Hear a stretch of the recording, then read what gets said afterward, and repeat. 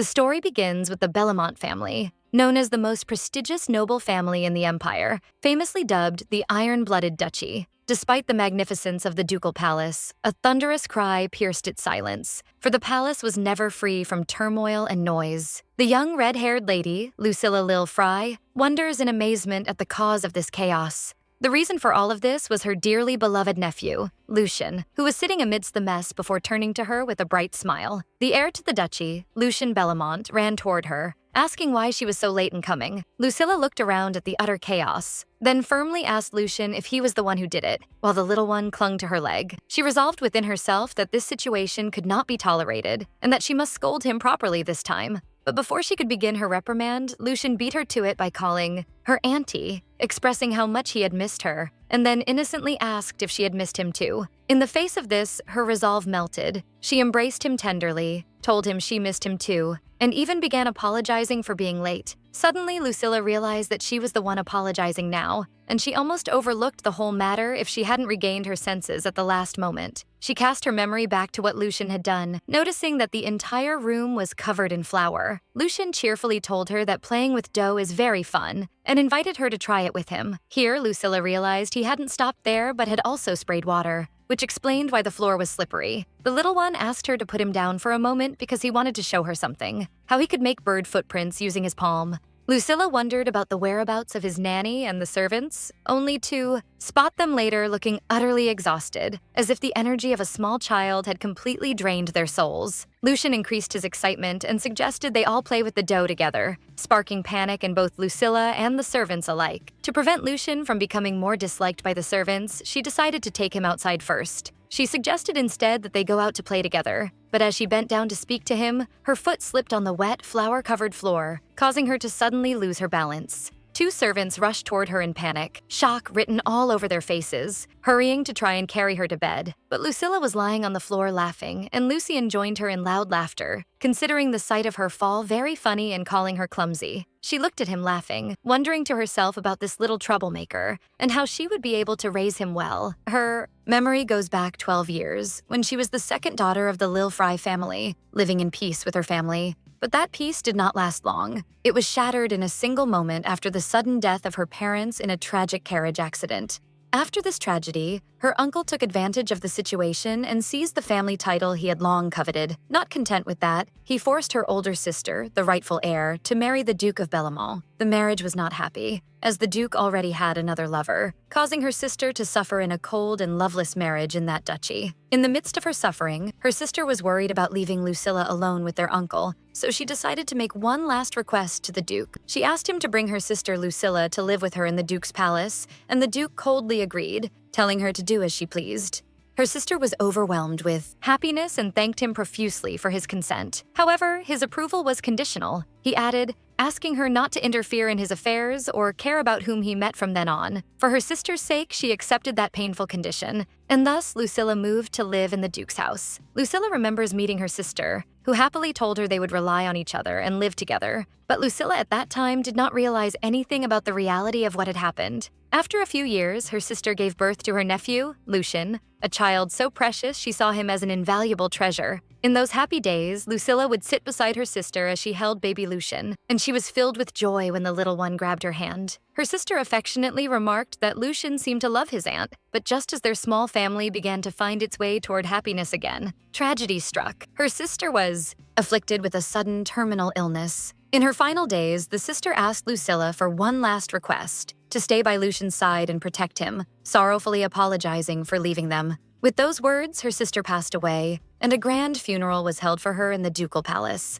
Lucilla was supposed to return to her family home after the funeral, but she found herself anxiously searching for little Lucian in the palace corridors. She found him in a secluded hallway, clutching a doll that resembled his mother, and silently trying to hold back his tears. The child looked at her with tearful eyes and innocently and fearfully asked if she too would leave him and go away.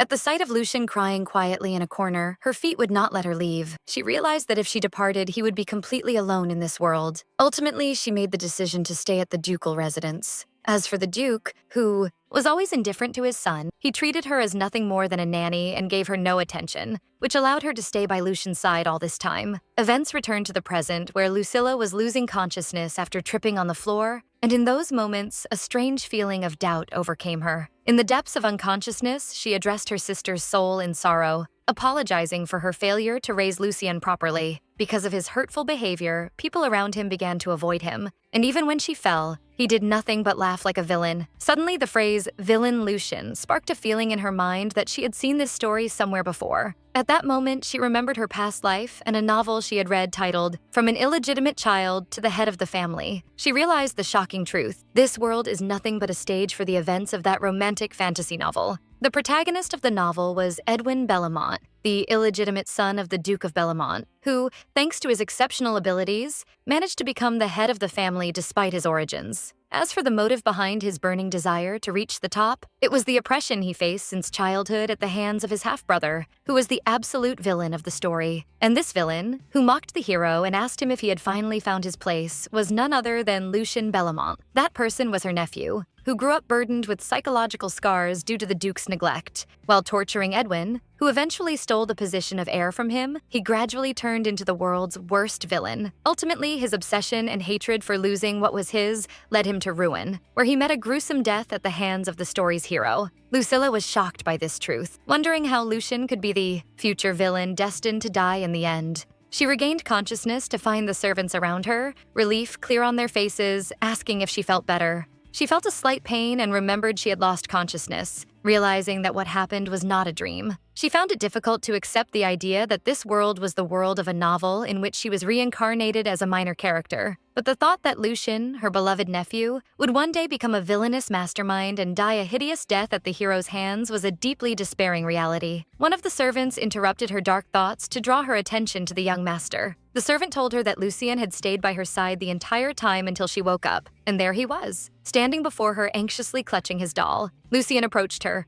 apologizing sincerely, insisting he never meant to hurt her. He explained that he was enjoying playing with the flower and wanted to share the fun with her, then asked with genuine concern if she was okay and if she was still in pain. Faced with the child's innocence and sincere love, Lucilla reached out and hugged him tightly, overwhelmed with emotion. Little Lucien noticed his aunt's concern and asked if she was in a lot of pain, then tenderly patted her hair, pleading with her not to be hurt. In those moments, Lucilla vowed in her heart to her late sister that she would keep her promise to protect Lucien, asserting that she would never allow her beloved nephew to die, and asked her to watch over her. She resolved that she would raise Lucien to be a good child, and that she would change his future, which was destined for him to become the worst villain. Lucien, the troublemaker in the house of the Duke of Bellamont, was known that despite his cute and beautiful appearance, he earned this title because of his exaggerated pranks that he would laugh at happily. Among his achievements were scribbling on the servants' clothes and breaking expensive antiques, causing them to cry. It could be gently said that he grew up healthy, even in the absence of his mother. One day, Lucien called his aunt and asked her to hold out her hand, so she wondered playfully what he had in store for her. But he placed an insect in her hand, making her scream in horror. If there were no one to watch and guide him, he would have grown up wrongly and taken the bad path as in the original story. As is the case in reality, the Duke in the novel was not interested in Lucien at all, so the only guardian over him was his aunt, Lucilla. However, the original Lucilla in the novel could not bear the contempt of living at the duchy's expense, in addition to the burden of raising her immature nephew, so she ended up leaving the palace as if fleeing, and thus, in a world where there is no one to rely on, and after Lucien realized that the only person on his side had abandoned him, Lucien saw his aunt leaving, pleading with her not to leave him behind. From that moment on, his personality became increasingly twisted and deviant. Lucilla sat with Lucien, having decided in her heart that she was different from the original Lucilla. She vows that she will raise Lucien properly so he does not become a villain, but she admitted to herself anxiously that she didn't know enough about childcare. While Lucien was calling her, while she was thinking about how to fix his personality, he called her again insistently. She finally drank from the tea he offered her, only to find it extremely salty, so he shouted happily that she finally drank it. He proudly showed her the salt bowl, explaining that he expected his salt tea would amaze her, and that he could now defeat villains with this weapon. Lucilla realized, with astonishment, that he had secretly put salt in the tea as an experiment. Lucien asked her with sparkling eyes if he had prepared it well, expecting praise. Lucilla thought that normally she would have given in to his cute face and praised him, but this time she answered with a firm word. No, she sternly told him that this was not proper behavior, and that from now on he must learn manners and sound ethics. She decided she must be firm and say no when something is wrong. He was surprised and asked her why. She reminded him of her fall the previous day because of him. She explained to him that he cannot bully others just for fun, but he stubbornly replied that he didn't care as long as he was enjoying himself. She asked him, if he were upset and she was laughing beside him, would that be fun? After a short thought, he answered no. She concluded that he should not bother others anymore, but he hesitated, saying he loves fun. She realized it wouldn't be easy, so she asked him to come closer. She hugged him and encouraged him to endure a little, affirming her belief that he could do it and that things would change with continued effort. Lucian looked at her surprised and asked if she really believed in him, and when she saw her determination, he answered enthusiastically that he would try to endure even if it was difficult. Lucilla was filled with joy as she hugged Lucian tearfully, proudly praising him for his right decision, affirming to herself that her child could grow up to be kind too. But on that day, she did not know that her resolve would not last for a single day. The next day, a shout of Lucian's name echoed throughout the palace. Lucilla rushed into one of the rooms searching for him, wondering aloud if he was inside and asking him to come out immediately. Lucian appeared calmly and innocently asked if she had returned, which left her in a state of shock that silenced her tongue. He pointed to something on the floor, then proudly presented himself, asking her what she thought of his new look and if it suited him. For a moment, her anger melted before his cuteness, believing in secret that Lucian looks wonderful in anything he wears. But she soon regained her senses and scolded him, reminding him of the conversation they had shortly before and how he had returned to cause trouble again, while he merely turned his face away with indifference. The chaos outside was due to him cutting Baron Chernon's precious beard without permission. When his aunt confronted him with her knowledge of how much the Baron cherished his beard, he simply replied that he only wanted to make it look more elegant. Lucilla felt exhausted and put her hand on her head, pleading with him to stop his actions. She remembered that Lucian, after his mother's departure, had developed a strong sense of possessiveness and that what he craved most was attention and love. She realized that if she wasn't careful, he might go further in his actions just to catch her attention. It occurred to her that if he had the opportunity to see children his age and interact with them, it might help guide him. Here, an idea flashed in her mind. She remembered the original hero of the novel and realized she had a way to solve this problem. She firmly told Lucian that there would be no play today and that he had to think about what he did. He tried to object, but she insisted on her decision. When she told him she was going out for a moment, he asked anxiously if she was angry with him, so she reassured him that she wasn't. She explained that she was going to do something important for him. She ordered him not to cause trouble and to think about his mistake, so he asked anxiously when she would return. She answered that she would return around evening, so anxiety about her absence took hold of him. He agreed with a sigh but asked her to return quickly. Her carriage set off, and its destination was the orphanage where the original hero of the story, Edwin, resided. Edwin had lost his mother at an early age and lived a miserable childhood moving between orphanages. The carriage arrived at the Fosner orphanage. Lucilla stepped out, thinking that, according to her memory, Edwin must be here now. Her plan was twofold: to leave a good impression on the hero to pave the way for Lucian's future, and at the same time learn proper parenting methods by observing other children. Inside, the arrival of her luxury carriage sparked the curiosity of the children who peered from the windows, fascinated that the visitor must be a noble. One of them wondered if someone was going to be adopted today, while silver-haired Edwin with red eyes looked on, wondering about the identity of that mysterious visitor. Lucilla visited the orphanage with high expectations, hoping to achieve her plan, and was welcomed by the official there. But as soon as she stepped inside, she was shocked by what she saw. The place was extremely dirty, even by the standards of remote rural orphanages. She saw a rat running on the floor and was overcome with disgust at the idea of leaving children to grow up in such an environment. Her soul was filled with sorrow seeing children wearing tattered clothes and cleaning dirty floors, wondering how such a place could be a facility dedicated to children. Lucilla questioned why the children were doing the cleaning work in the orphanage. The official answered with a forced smile, claiming that the children insist on cleaning themselves even if told not to,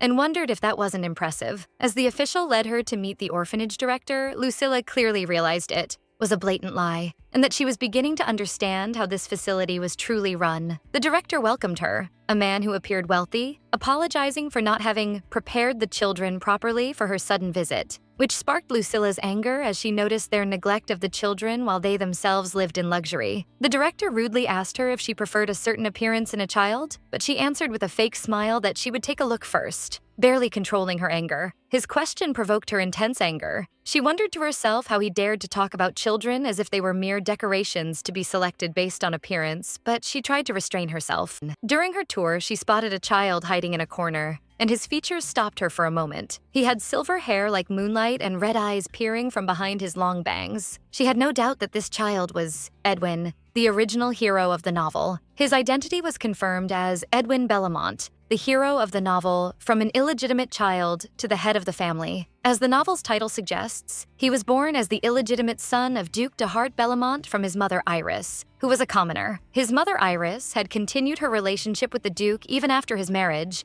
and during that time she discovered she was carrying his child. Iris felt sorry for the fate that awaited her child as an illegitimate son, and for her life as the Duke's mistress. She could no longer bear it and left without revealing her pregnancy to the Duke. 4 years later, Iris died of tuberculosis, leaving little Edwin alone. Edwin found no other place to go, so he was eventually sent to the orphanage. Lucilla returned to reality, confirming his presence there to herself, since his conflicts with Lucian begin several years later when he comes to the Duke's palace. She realized that if she could build a good relationship with him in advance, it would be beneficial. But Edwin was frightened by her gaze and ran away, so she blamed herself, thinking she should have approached him more quietly. The director returned to ask her if there was a child she liked. She told him that before making an adoption decision, she would like to spend some time getting to know the children. The director agreed welcomingly, noting they had many beautiful children, which sparked her anger again because she felt he was talking about them as if they were merchandise. She then suggested having a meal with the children, a suggestion that surprised the director.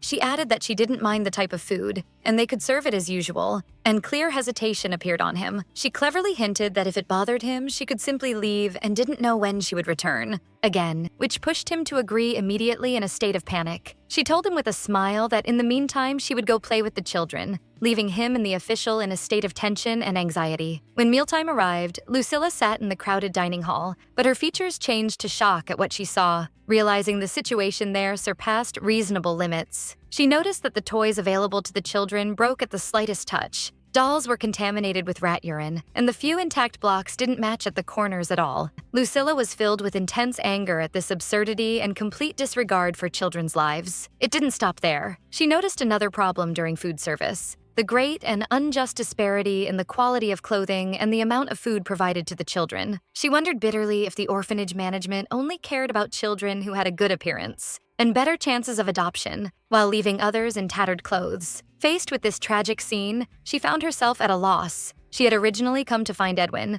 but her conscience wouldn't allow her to leave the rest of the children to face this dark fate alone. A blonde-haired girl caught Lucilla off guard with a sudden question about whether they looked pathetic in her eyes, making Lucilla look at her in surprise. The girl continued her talk, justifying it by their presence in this place they didn't choose to come to of their own will. But despite that, she asked Lucilla with a serious and more mature gaze not to pity them easily. Lucilla expressed her inner admiration for the child's maturity and apologized to her, explaining that she never meant any offense. At that moment, Lucilla stopped thinking when she remembered something important, wondering to herself if there was another protagonist of the original story living. In the same orphanage as Edwin, Lucilla took the initiative to ask the girl her name with a kind smile, while the girl remained silent for moments. The girl answered that her name was Amelia, which made Lucilla freeze in place from sheer shock as she realized this child's identity. The girl was Amelia Agrees, the original heroine of the story and the sole rightful heir to the prestigious Marquis Agrees family. Lucilla remembered that Amelia is the other protagonist of the novel, from an illegitimate child to the head of the family. As the only daughter of the Agrees family,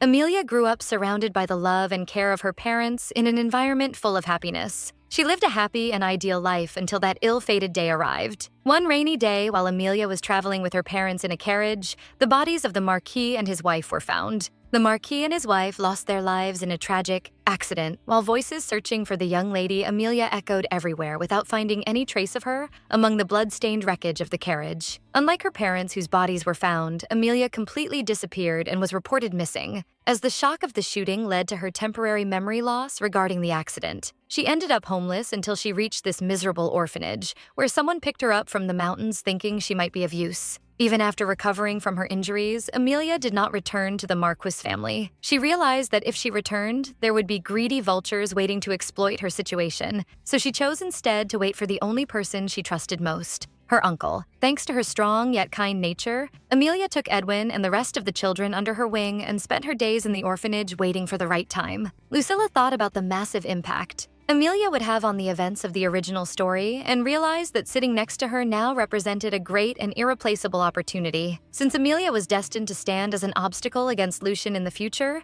Lucilla asked her with a smile about her age. Amelia answered while eating her soup that she was 7 years old, so Lucilla understood. Lucilla concluded that about 2 years had passed since the accident that happened to the Marquis family, and told Amelia she thought she was the same age as her nephew, but she was actually a year older. Lucilla placed a piece of meat on Amelia's plate, hoping that leaving a good impression and earning some points with her now might make her show some mercy toward Lucian in the future for her sake. Amelia looked at Lucilla intently with the meat in her mouth, then asked her if she liked her for some reason, which raised Lucilla's surprise at her offensive reaction. Amelia shot Lucilla a sharp look and warned her that her father was a killer, and that he didn't just kill 1 or 2 people, but wiped out many. Amelia continued her attempt to scare Lucilla with a feigned, terrifying look, advising her to be careful of her and reminding her of the saying that the apple doesn't fall far from the tree. Confusion hit Lucilla, and she wondered in secret why Amelia would invent such a lie about her father and describe him as a killer. Lucilla quickly realized that Amelia was trying to drive her away for fear of being adopted. She strongly believes her uncle will come to take her,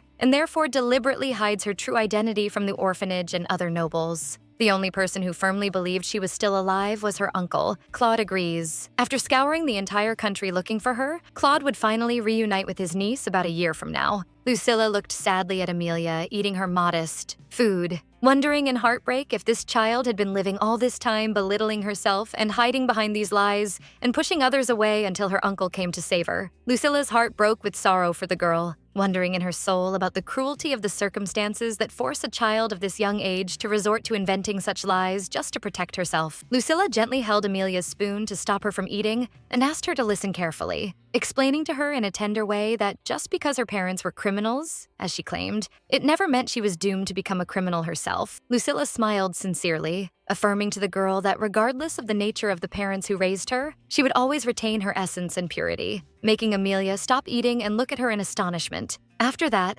Lucilla offered some fresh bread to the children, noting that they must be hungry and asking them to share it together. The children cheered and thanked her gratefully. Amelia sat silently, lost in her thoughts, remembering that people usually frown at her and avoid her completely as soon as she tells them that story about her parents. Amelia eyed Lucilla with looks full of wonder, thinking that this lady who volunteers to eat with them in this miserable place is truly a strange character. Later, Lucilla sat in the orphanage director's room, who asked her if there was a specific child she liked. She answered evasively that all the children are as precious as angels, making the choice very difficult. The director laughed, believing she hadn't made her decision yet, and suggested with a greedy smile that she provide a financial donation for the children for now until she made up her mind. The director added that her donation would be a massive help for childcare, while Lucilla shot him sharp, silent looks, listening to his hypocritical words. Lucilla contemplated the details of the luxurious room and compared in secret the dilapidated rooms where the children slept, which were about to collapse, and the director's office decorated with luxurious furniture resembling noble palaces. Thinking that she had only planned to check on the original protagonists and then leave, she decided not to overlook this corruption. She set down her cup and coldly told the director that she actually didn't come here for the purpose of adoption. The director was deeply surprised and broke into a sweat from tension, wondering in confusion why she came to the orphanage then. With coldness and stability, Lucilla invented a lie saying her brother-in-law was very curious about how the orphanage located in the Bellamont province was managed, sparking the director's confusion, who wondered about the identity of the brother-in-law she was talking about. Lucilla stood tall and reintroduced herself officially as Lucilla Lil Fry, claiming she was an inspector affiliated with the Bellamont ducal family and that she was sent to investigate on behalf of her brother-in-law, the Duke himself. Despite her full awareness that she was lying, she remembered the original novel's mention of Edwin's abuse in this place. So she brought with her the forged operational report the director had submitted to the Duke just in case of any emergency, making her trick seem perfectly tight. Lucilla confronted the director with the paper, asking indignantly if this orphanage hadn't been classified as a first-class facility last year. The The director jumped in terror and shock. She continued her attack, highlighting the glaring flaws, pointing to the cracked windows that allow freezing drafts of air to enter, and the wooden toys thrown on the floor, which were not just old, but completely destroyed. Lucilla added firmly that after taking a close look at the place, she sees that classifying it even as a fourth-class facility would be an exaggerated and very generous assessment. She followed up by exposing his lies, reminding him that he requested 20 gold pieces last year under the pretext of making building repairs and buying supplies. The director swallowed hard with tension and tried to justify that the winter winds were exceptionally harsh this year, leading to broken windows and the destruction of facilities and supplies inside. Lucilla suddenly stood up from her seat, asking sarcastically if that was truly the case. The director panicked and asked her destination, to which she coldly replied that those supplies include food as well, then headed with confident steps toward the door. Lucilla opened the door, thinking that instead of wasting time questioning him to find the truth, it was faster to see things for herself, and announced she would head to the kitchen. Meanwhile, Amelia was in the kitchen searching through barrels and shelves, complaining about the foul smell of mold filling the place, and affirming to herself that this was the exact reason behind her hatred of entering the kitchen. Amelia contemplated a small piece of biscuit in her hand, hoping she would succeed in bringing some joy to Edwin's heart. Amelia remembered Edwin's sad look and his anxious question about whether that lady would adopt her, and if that meant they would be separated. Amelia completely ruled out the idea of adoption and considered it impossible, taking the biscuit out of a paper bag, believing it might improve his mood a bit. But when she looked closely at the biscuit in her palm, she discovered that rats had nibbled it, so she felt confused and sorry, knowing she couldn't give something like that to Edwin. Suddenly, the sound of the kitchen door opening forcefully boomed. Amelia was startled and rushed to hide inside the pantry, wondering in terror about the identity of the newcomer. Lucilla entered the kitchen, followed by the tense director, and looked around with intense disgust, expressing her shock at the horrific filth she had never seen the likes of in any kitchen before, and denounced them preparing children's food in a place smelling of such a foul and nauseating odor. Amelia watched the situation through the crack of the pantry door, while the director tried to justify the foul smell, suggesting it emanated from food leftovers they forgot to dispose of the previous day. Lucilla approached one of the crates and scolded him severely, asking how he dared to call these ingredients leftovers, while she was looking at a crate full of unpeeled, moldy potatoes that had sprouted roots next to completely rotten tomatoes. The tense director tried to justify the situation, claiming the kitchen staff might have been distracted lately, but Lucilla firmly cut him off, asserting she was tired of his hollow excuses and that she would report everything she saw to the Duke immediately. The director collapsed on his knees, pleading with her to forgive him and retract her decision. Lucilla looked at him coldly, pointing out that his awareness of his mistake and his lack of intention to fix it makes the matter even worse. The director continued his groveling, admitting to committing a great sin and begging her to overlook the matter this time in exchange for fixing everything immediately. Lucilla gave him a look of disgust and conditioned that he eat every rotten ingredient in that room before her to reconsider the matter, making the man strike with terror and nausea. The director's retching sounds echoed in the area, while Amelia was hiding inside the pantry, hugging herself in shock at what she heard. Lucilla mocked his inability to eat the food, scolding him for feeding children things his stomach couldn't handle. Then she ordered him to take his entire staff and return to their homes to wait for their punishment, while Amelia watched the scene from the door crack and suppressed her feeling of nausea. A wide smile appeared on Amelia's face, feeling spite toward the director who would end up keeping those rat-filled biscuits for himself. Amelia came out of her hiding place with quiet steps, realizing that this lady didn't come just to stare at them as if they were animals in a zoo, but to save them. With a look full of praise, Amelia addressed her absent uncle in her soul, telling him she met a truly amazing lady today. Amelia remembered Lucilla's warm smile, certain she was the first person to care for them sincerely and honestly. The girl stood watching Lucilla's carriage move away, wondering in nostalgia if she would have a chance to see her again. By evening, public security office forces arrived at the orphanage, as Lucilla had headed to them to file an official report as soon as she left. The director and his staff were handcuffed and led away under arrest on charges of child abuse, while Lucilla searched the director's office and confiscated every document proving his involvement in embezzlement. After that, Lucilla paid an extra wage to the duchy's servants to clean the entire house and renew the food stock, believing things would settle for a while. But she soon realized while reviewing the papers that every teacher in the house also represented a problem, meaning the entire place needed a complete overhaul, which far exceeded her expectations. Lucilla looked around anxiously, wondering who would take care of all these children in this critical situation. The children gathered around her with looks shining with admiration and gratitude, considering her their savior, which increased her tension and sweating. One of the children innocently asked her about where the teachers went. She answered with hesitation that they committed many bad acts and went to receive their punishment, for another child to wonder who would stay with them now. Lucilla stood in confusion, realizing that her thought that getting rid of bad people would fix everything was naive thinking. She had completely forgotten that she needed to find alternatives for caring for these little ones, looking at her with anticipation. Adding to her worries was the realization that new funding wouldn't be available until next month and that this money would barely suffice to repair the dilapidated building. How could she find new teachers? Lucilla thought about using the inheritance her sister left her to cover the expenses. She recalled the memory of her sister holding her hands and telling her with a tender smile that she was leaving her inheritance for her to live a happy life. Lucilla hesitated, her eyes filled with confusion, remembering that that money came at the price of her sister's life and that she had sworn to use it only for Lucian. She directed her gaze toward Edwin and Amelia, wondering in her soul if it was right to spend this money on Edwin. He is, after all, the son of the man who made her sister's life miserable, and the person who might harm Lucian in the far future. But her look softened and felt for them, thinking these innocent children committed no sin deserving of suffering. She finally reached a full conviction that if she caused the misery of the original protagonist now,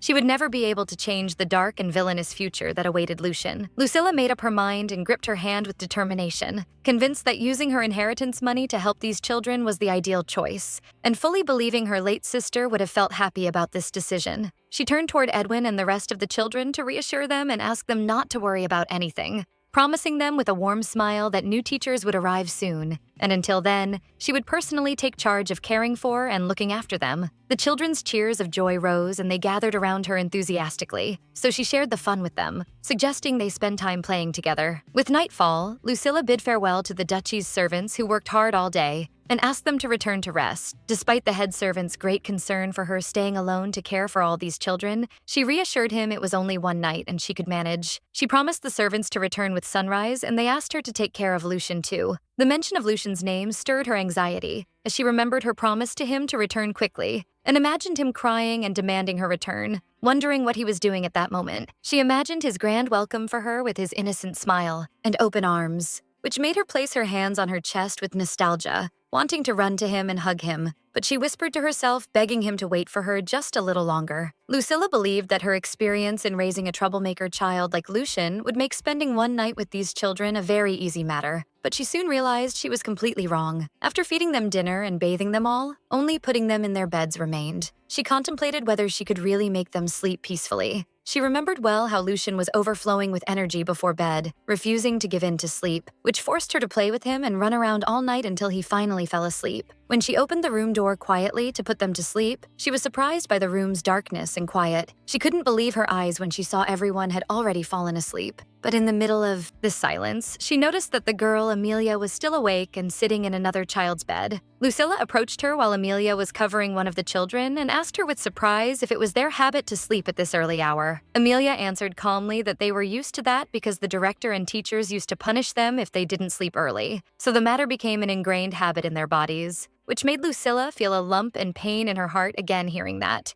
Lucilla asked her if she didn't feel sleepy. The girl explained she was used to staying up to watch the rest of the children and check on them. Lucilla placed her hand tenderly on Amelia's bed, expressing her admiration for her great maturity, and promised her she would make sure from now on to bring good teachers so she could dedicate herself to playing and living her childhood like the rest of the children. Then she smiled kindly and suggested to Amelia that they sleep together that night, offering to read her a fairy tale until she fell asleep after her long day. Despite Amelia's attempt to show her independence and saying she could sleep alone, Lucilla insisted tenderly, affirming that feeling care is comforting sometimes. Amelia surrendered silently. Lucilla sat beside her and prepared to start, while Amelia agreed quietly, hiding her excitement and anticipation to hear the story. No sooner had Lucilla begun narrating the story about a small mountain village than the sound of a baby's loud crying suddenly interrupted her. Lucilla was shocked by the presence of an infant there and wondered fearfully if her loud voice was what woke him. Other children began tossing in their beds with annoyance, making Lucilla panic for fear that everyone would wake up due to this noise. Amelia pushed the blanket off her and asked Lucilla quite calmly to go check on the infant first.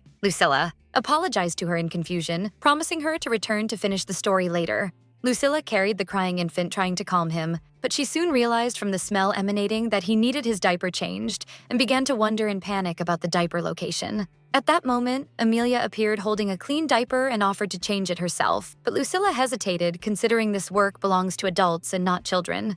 Amelia insisted, coldly affirming she was used to doing that always. Before Lucilla could process the situation, other cries for help rose in the area, a child complaining of hunger, and another crying, making Lucilla's features pale from the horror of the shock. Lucilla stood in a state of utter chaos and despair, carrying the infant while Amelia stood with her usual calmness. Lucilla surrendered to reality with difficulty and told Amelia helplessly she would rely on her tonight. Amelia took charge of the crying child in her arms and asked Lucilla to help her on the other side. The girl agreed immediately. Silence prevailed for a moment before Lucilla heard a voice guiding someone to the bathroom. She was surprised, wondering about the identity of that voice's owner. She turned to find Edwin holding a small child's hand and guiding him to the correct place, so she was surprised by his presence. Lucilla thanked Edwin kindly for his help despite him feeling tired, which made him surprised and confused.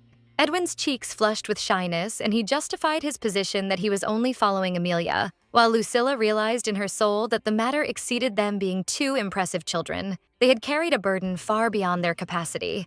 Amelia smiled proudly, so Lucilla asked her to help her a little more, promising her to prepare a cup of delicious cocoa as soon as they finished. The girl agreed enthusiastically. Thus, the three continued to work actively as Edwin brought milk bottles and cups for Lucilla to wash. In the end, Lucilla sat reading the bedtime story to the children. Thanks to Edwin and Amelia's help, she managed to make all the children sleep peacefully. Lucilla admitted to herself she wouldn't have accomplished that without their help, and headed toward them carrying a tray with 2 cups of hot cocoa, telling them the work was hard. But when she approached, she found Amelia and Edwin had fallen into a deep sleep next to each other, so she realized they were extremely exhausted. Lucilla placed the tray quietly on the side table and decided to leave them to enjoy a quiet sleep, then covered them gently. Lucilla contemplated them with a tender smile, thinking how cute they were and how they looked like angels while sleeping. She thanked them in secret for their efforts that day, realizing that at that moment they were nothing but 2 wonderful little children, and not the story's protagonists who would hurt her nephew in the future. Lucilla imagined a bright scene where Lucian runs and plays with Edwin and Amelia, wondering if he could become a friend to them one day. The next morning, the Duke's family carriage arrived at the orphanage, and the servants stepped out announcing their arrival.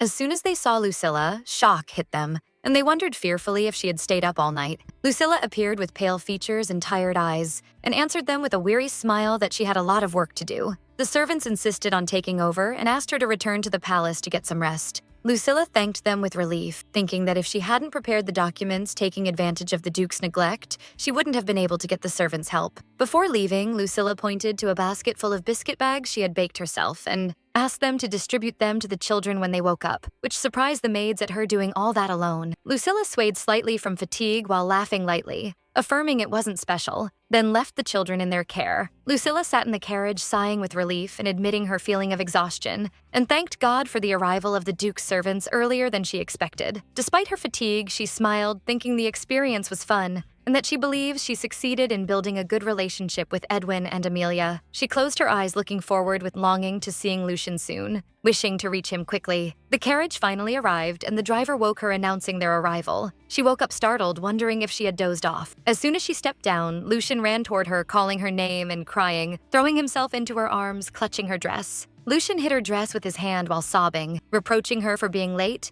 and reminding her of her promise to return early the previous day. Lucilla tried to calm him, apologizing to him sincerely, but he interrupted her with an angry shout, calling her a liar. He looked at her with tearful eyes full of disappointment, reminding her she told him she didn't leave him because she was angry with him. Lucilla realized her long absence made Lucian misunderstand. While she was thinking about that, a sudden dizzy spell overcame her. Lucilla began to lose her balance, so Lucian looked at her in shock, calling her name, while the servants rushed toward her in panic, wondering if she was okay. Lucilla collapsed to the ground, losing consciousness from sheer exhaustion. The servant rushed toward her in panic, while little Lucian stood shocked, calling out to his aunt with a trembling voice. The voices of the servants echoed, calling her name in anxiety, while she barely whispered Lucian's name in the depths of her swoon as they hurried to carry her to her bedroom. As she sank into the abyss of unconsciousness, Her only concern was to reassure Lucian, whose small face was etched with terror, trying to tell him she was fine. Lucilla woke up to the sound of Lucian's crying and his pleas for her to open her eyes. As soon as she opened them,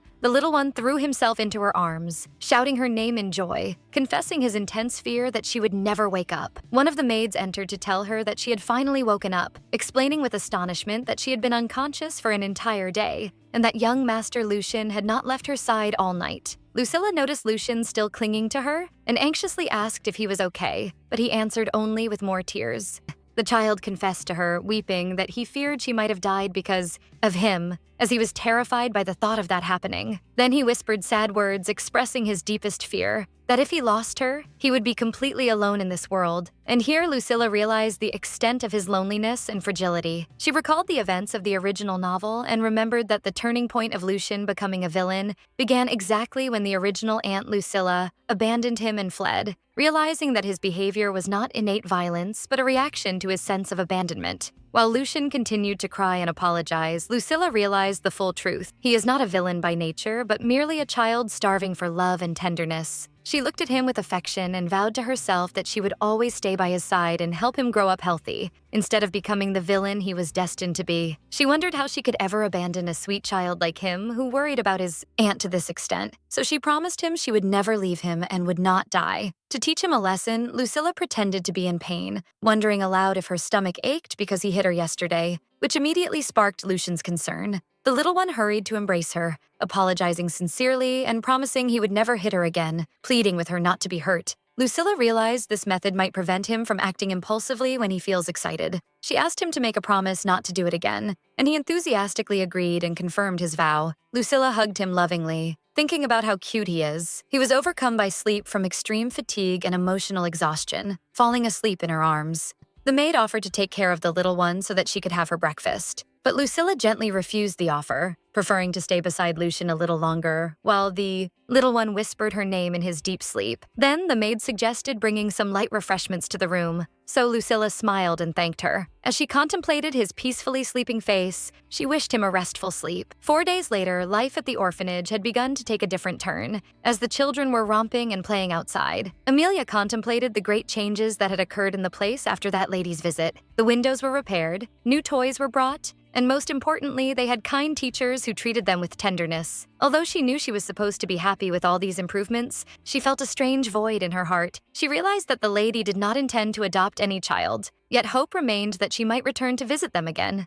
Her daydreaming was interrupted by Edwin's voice calling her after he found her hiding spot. Edwin noticed the bag of biscuits she was still keeping and asked why she hadn't eaten it yet. She replied that she was saving it to share with that lady upon her return, but added sadly that a feeling possessed her that she might never come back. Edwin stubbornly rejected this, insisting she would definitely return, but his voice was suddenly cut off by a loud growl from his hungry stomach. Amelia couldn't help herself and burst out laughing at the situation, while Edwin was overcome with confusion and extreme embarrassment. Amelia decided to share with him the biscuits she was saving, and despite Edwin's initial hesitation knowing the value of these biscuits to her, she smiled and reassured him that it was okay, explaining that if the biscuit stayed any longer, it would spoil and neither of them would be able to eat it. But before they could begin to divide it, the silence was interrupted by the sound of a luxury carriage arriving at the orphanage. The children, including Amelia and Edwin, gathered with a look of hope in their eyes, wondering if the visitor was that lady they were waiting for. Indeed, Lucilla stepped out of the carriage with a bright smile. The children rushed to welcome her with great warmth, shouting her name and expressing how much they missed her. So she returned the greeting warmly and asked how they were. She apologized to them for her sudden departure last time without saying goodbye and told them she had brought some gifts. But more importantly, there was someone special she wanted to introduce to them, which piqued the children's curiosity. Lucilla asked Lucian, who was hiding shyly behind her, to step forward. Then she proudly introduced him to the children as her nephew. Lucian had made a vow to himself to become a good boy for a very important mission, which was to ensure that his aunt would never leave him. This was what drove him to change his behavior completely. He started helping with cleaning in a surprise that stunned the palace servants. He even tried peeling apples to please her. The little one felt great relief at his aunt's happiness with his change, but one worry continued to haunt him. It was his jealousy over her interest in the orphanage children, and his fear that his aunt might take them as new nephews and nieces. for he wanted to be the only one in her life. For this reason, he clung to his aunt and begged her to take him with her on her next visit. And despite her initial hesitation, he feared his aunt would be taken from him if he wasn't by her side, so he felt he had no choice. He used all the cuteness and innocence he had to convince her. Lucilla surrendered to his charm and agreed to take him after he changed his clothes. Upon their arrival at the orphanage, Lucian felt awestruck by the large number of children and began to wonder anxiously if he could really protect his aunt from all these potential rivals. At that moment, a small girl stepped forward with a friendly smile and welcomed him kindly. Then she introduced herself as Amelia. Lucian froze in his place, stunned by her beauty, feeling extreme confusion and a fluttering in his heart he had never experienced before.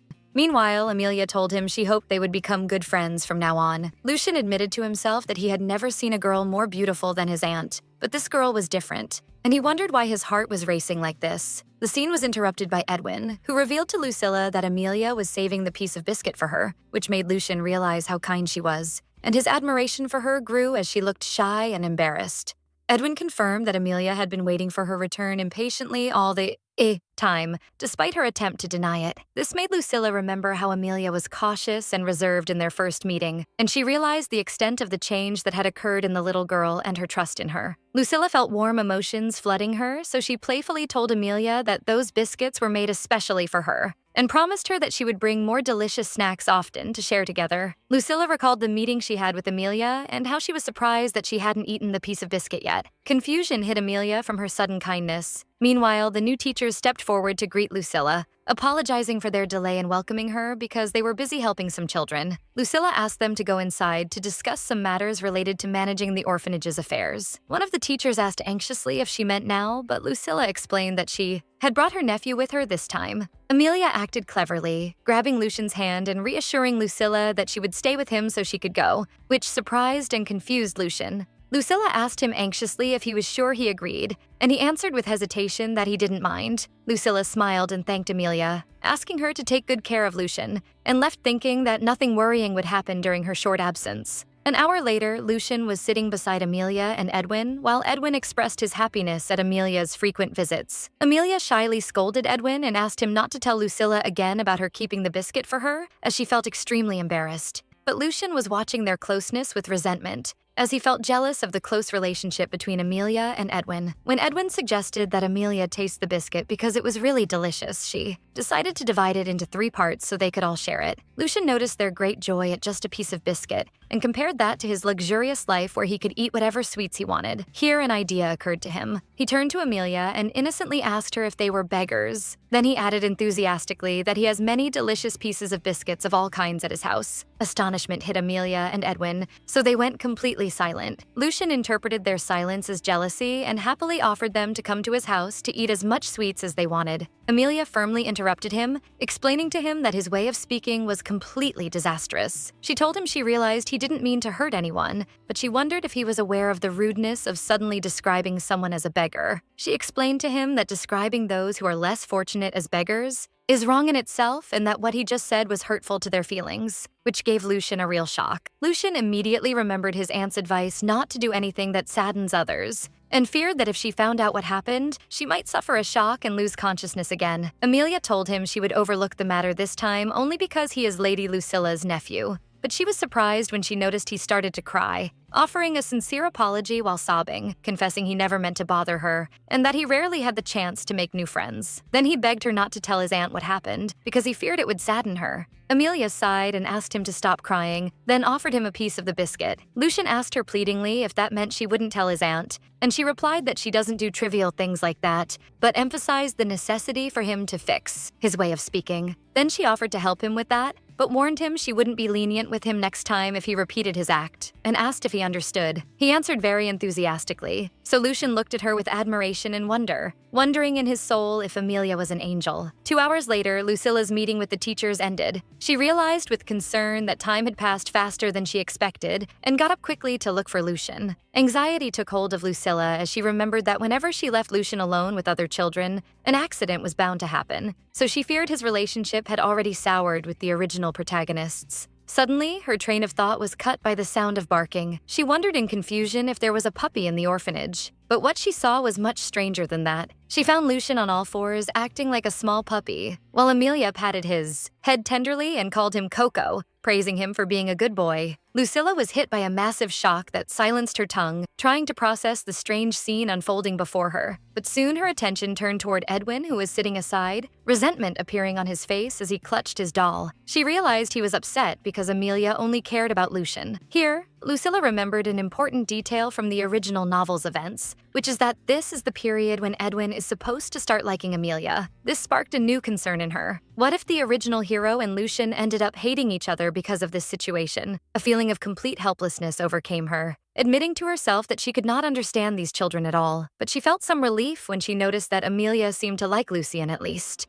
It also didn't escape her that Lucian was smiling at Amelia in a way she had never seen him smile at anyone before, confirming his feelings for her. Her gaze returned to Edwin, who clearly felt like an outcast because of Lucian. She realized it would turn into a real problem if Edwin started to hate Lucian because of this situation, and wondered in confusion what she should do. She decided that her first step must be to console Edwin, believing they are still children and that creating an atmosphere of group play and fun might solve the problem. She approached him quietly and asked him what he was doing alone. She thanked him for taking care of her nephew along with Amelia, although her mind was still trying to understand their strange play.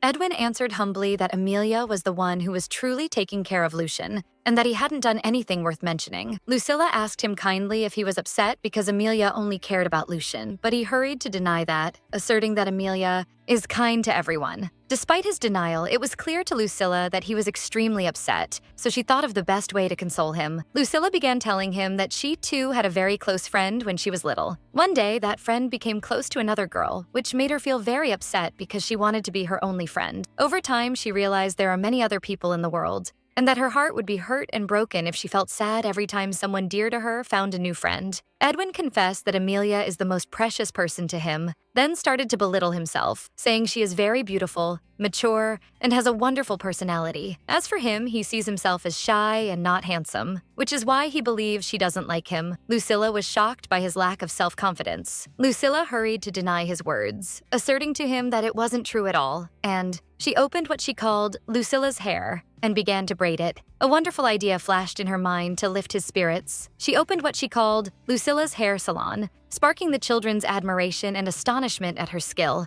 Then she told Edwin his turn had come for her to cut his bangs. She explained to him that she is very skilled at that because she always cuts Lucian's hair, as he doesn't like anyone else to touch his hair. As soon as she finished, Edwin's innocent features appeared clearly. He looked very cute and asked her eagerly if he was really so. Lucilla turned toward Amelia to ask her opinion. The girl expressed her surprise and admiration, telling Edwin he looks completely different. The children expressed their great admiration for Edwin's new look, likening his eyes to blazing meteors due to their beauty, which made Edwin flush with shyness and smile with extreme happiness. At that moment, Lucian ran toward his aunt and grabbed her dress, eagerly demanding her to cut his hair too. Lucilla was surprised by his request, justifying that she had cut his hair a short time ago. She reminded him that he always tries to evade and flee whenever she asks to cut his hair, while Amelia was cleaning Edwin with a towel. But Lucian denied that strongly and insisted she cut his hair quickly. Lucilla surrendered to his insistence and asked him to sit to trim the edges of his hair from the front and back, while he enthusiastically recommended she make his look handsome. As soon as she finished cutting, Lucian jumped from his place and turned toward Amelia, asking her eagerly if he looked handsome and cute in her eyes, while Lucilla stood watching them, sighing and thinking about the difficulty of raising children. But her sight of Lucian's immense happiness as soon as Amelia praised his cute look made a satisfied smile etch on her lips, realizing his happiness reflects positively on her feelings. Soon the rest of the children gathered around Lucilla, their voices rising with enthusiasm, demanding she cut their hair too, so she agreed with a wide smile and asked them to approach. Since then, Lucian used to accompany her on her frequent visits to the orphanage,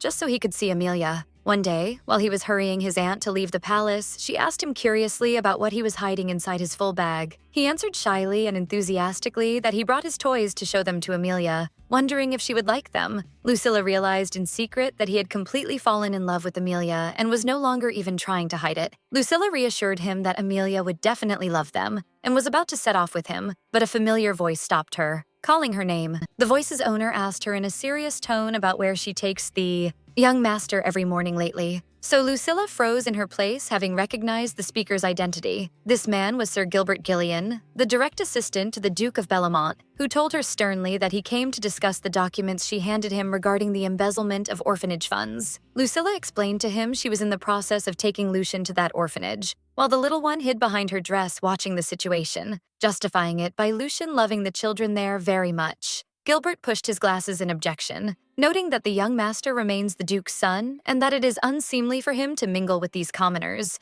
expressing concern that he might acquire bad friends and his morals might deteriorate further. Lucilla felt resentment at his words, thinking sarcastically that he speaks any nonsense that comes to his mind, while the Duke he serves doesn't even bother to see his son. Lucilla. She raises Lucian poorly and doesn't bring her to the Duke's palace, thinking she raises Lucian poorly and doesn't bring him up as a true noble. What sparked her sarcasm more was the contradiction in his personality. In the future, he will treat Edwin, the upcoming illegitimate child from the same orphanage he despises, with all respect and appreciation just because the Duke will favor him. Lucilla defended her position strongly, asserting to Gilbert that Lucian acquires emotional stability through making friends and volunteering at the orphanage, and emphasizing that the children there are good and the adults were the root of the problem. Gilbert smiled with biting sarcasm, commenting that he assumes Lucian will learn how to deal with servants through playing with these children. Then he told her in a commanding tone not to be late in returning today, because he has an important matter he must inform her of. Lucilla boiled with anger inside her from his rudeness. After his departure, Lucilla regained her calm and called Lucian vibrantly to set off and enjoy their time.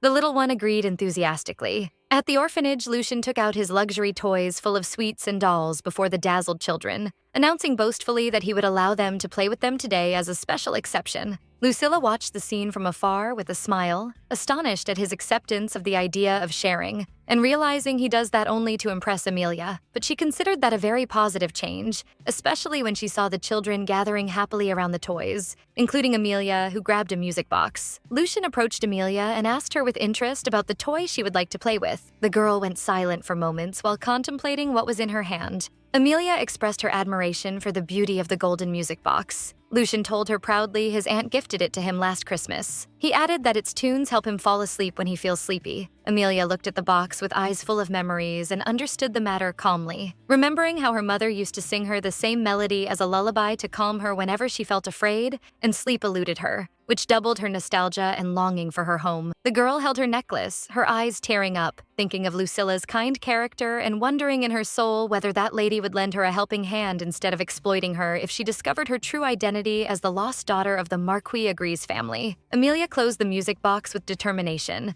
having made a fateful decision, announcing to herself that she would no longer stand idly by, waiting for her uncle, but would take the initiative to return herself. Amelia called Lucilla, approaching her to tell her there was a matter she would like to talk to her about privately. Seriousness was clear on Amelia's face as she requested this private meeting, which piqued Lucilla's interest. Lucilla looked at her with curiosity, wondering to herself about the nature of this important talk that required this seclusion. Lucilla sat with Amelia at a separate table and poured her a cup of warm milk tea, then asked her kindly what she wanted to say. Amelia began her talk by asking Lucilla if she remembered the carriage accident that occurred a few years ago, in which the young lady of the Marquis Agrees family was lost, paving the way that what she would say might be hard to believe, but she is actually that lost girl. Lucilla's eyes widened in feigned shock, having realized in her secret that Amelia, who hid her identity all this time, had finally decided to reveal the truth to her. Amelia continued narrating her story with tearful eyes, explaining that her parents had died in that tragic accident, but she has an uncle who must be waiting for her return impatiently. She revealed that her uncle's name is Claude Agrees, and he is the current leader of the Marquis family. Amelia recalled her happy childhood memories, noting the close relationship that gathered her parents and her uncle in the past, and how he used to visit them regularly. She remembered how she used to run to welcome him enthusiastically as soon as she saw him, expressing her great longing for him with an innocent smile, and how her uncle used to carry her tenderly, caring for her and loving her as if she were his own daughter. But things changed after the accident. After she became the sole survivor and ended up in the orphanage, she didn't have the courage to return, realizing while still young that there were greedy people who would try to exploit her young age and fragile situation. Lucilla asked her with astonishment if this was the first time she had told anyone this secret. Amelia confirmed that, explaining that her sight of the greedy orphanage director's behavior made her certain that if she revealed her noble blood, he would sell her at a high price, which made her lose trust in everyone and made her hide her identity. Besides that, she felt a great responsibility toward the other children in the house, so she decided to stay to protect them while waiting for her uncle. Lucilla looked at her with silence and admiration, appreciating the extent of maturity and courage this child possessed. Amelia smiled kindly and told Lucilla that everything is fine now, expressing her confidence that Lucilla will turn the orphanage into a wonderful place. And therefore, she decided to trust her and ask her for one favor. Amelia asked Lucilla to help her return safely to her uncle. Lucilla was surprised by the depth of trust the girl placed in her, thinking that helping her would speed up Amelia's reunion with her uncle compared to what happened in the original story. But Lucilla soon made up her mind and thanked Amelia for her trust in her, promising her she would make sure to return her to her uncle, resolving not to fail the courage the child showed in opening her heart to her. After returning to the ducal palace, Lucilla hurried to write a letter to the headquarters of the Marquise Agree's family, informing them of Amelia's whereabouts and specifying the orphanage's location for them. A few days later, at the headquarters of the Marquise Agree's family, Claude Agrees returned late at night to ask his follower eagerly if there was any progress in the search for the young lady, but the answer came disappointing as usual. Claude felt sadness and frustration, remembering how he spared no effort in searching for his niece since the accident occurred, without finding any thread pointing to her, praying in his secret that Amelia is well wherever she is. At that moment, his follower told him that a letter had arrived for him during his absence, which sparked his surprise. The follower explained that the letter appeared as if sent by a young lady named Lucilla Lil Fry. Claude pulled the red-sealed letter, wondering about the sender's identity. Claude remembered that this name belongs to the young lady staying in the palace of the Duke of Bellamont for the purpose of caring for her nephew,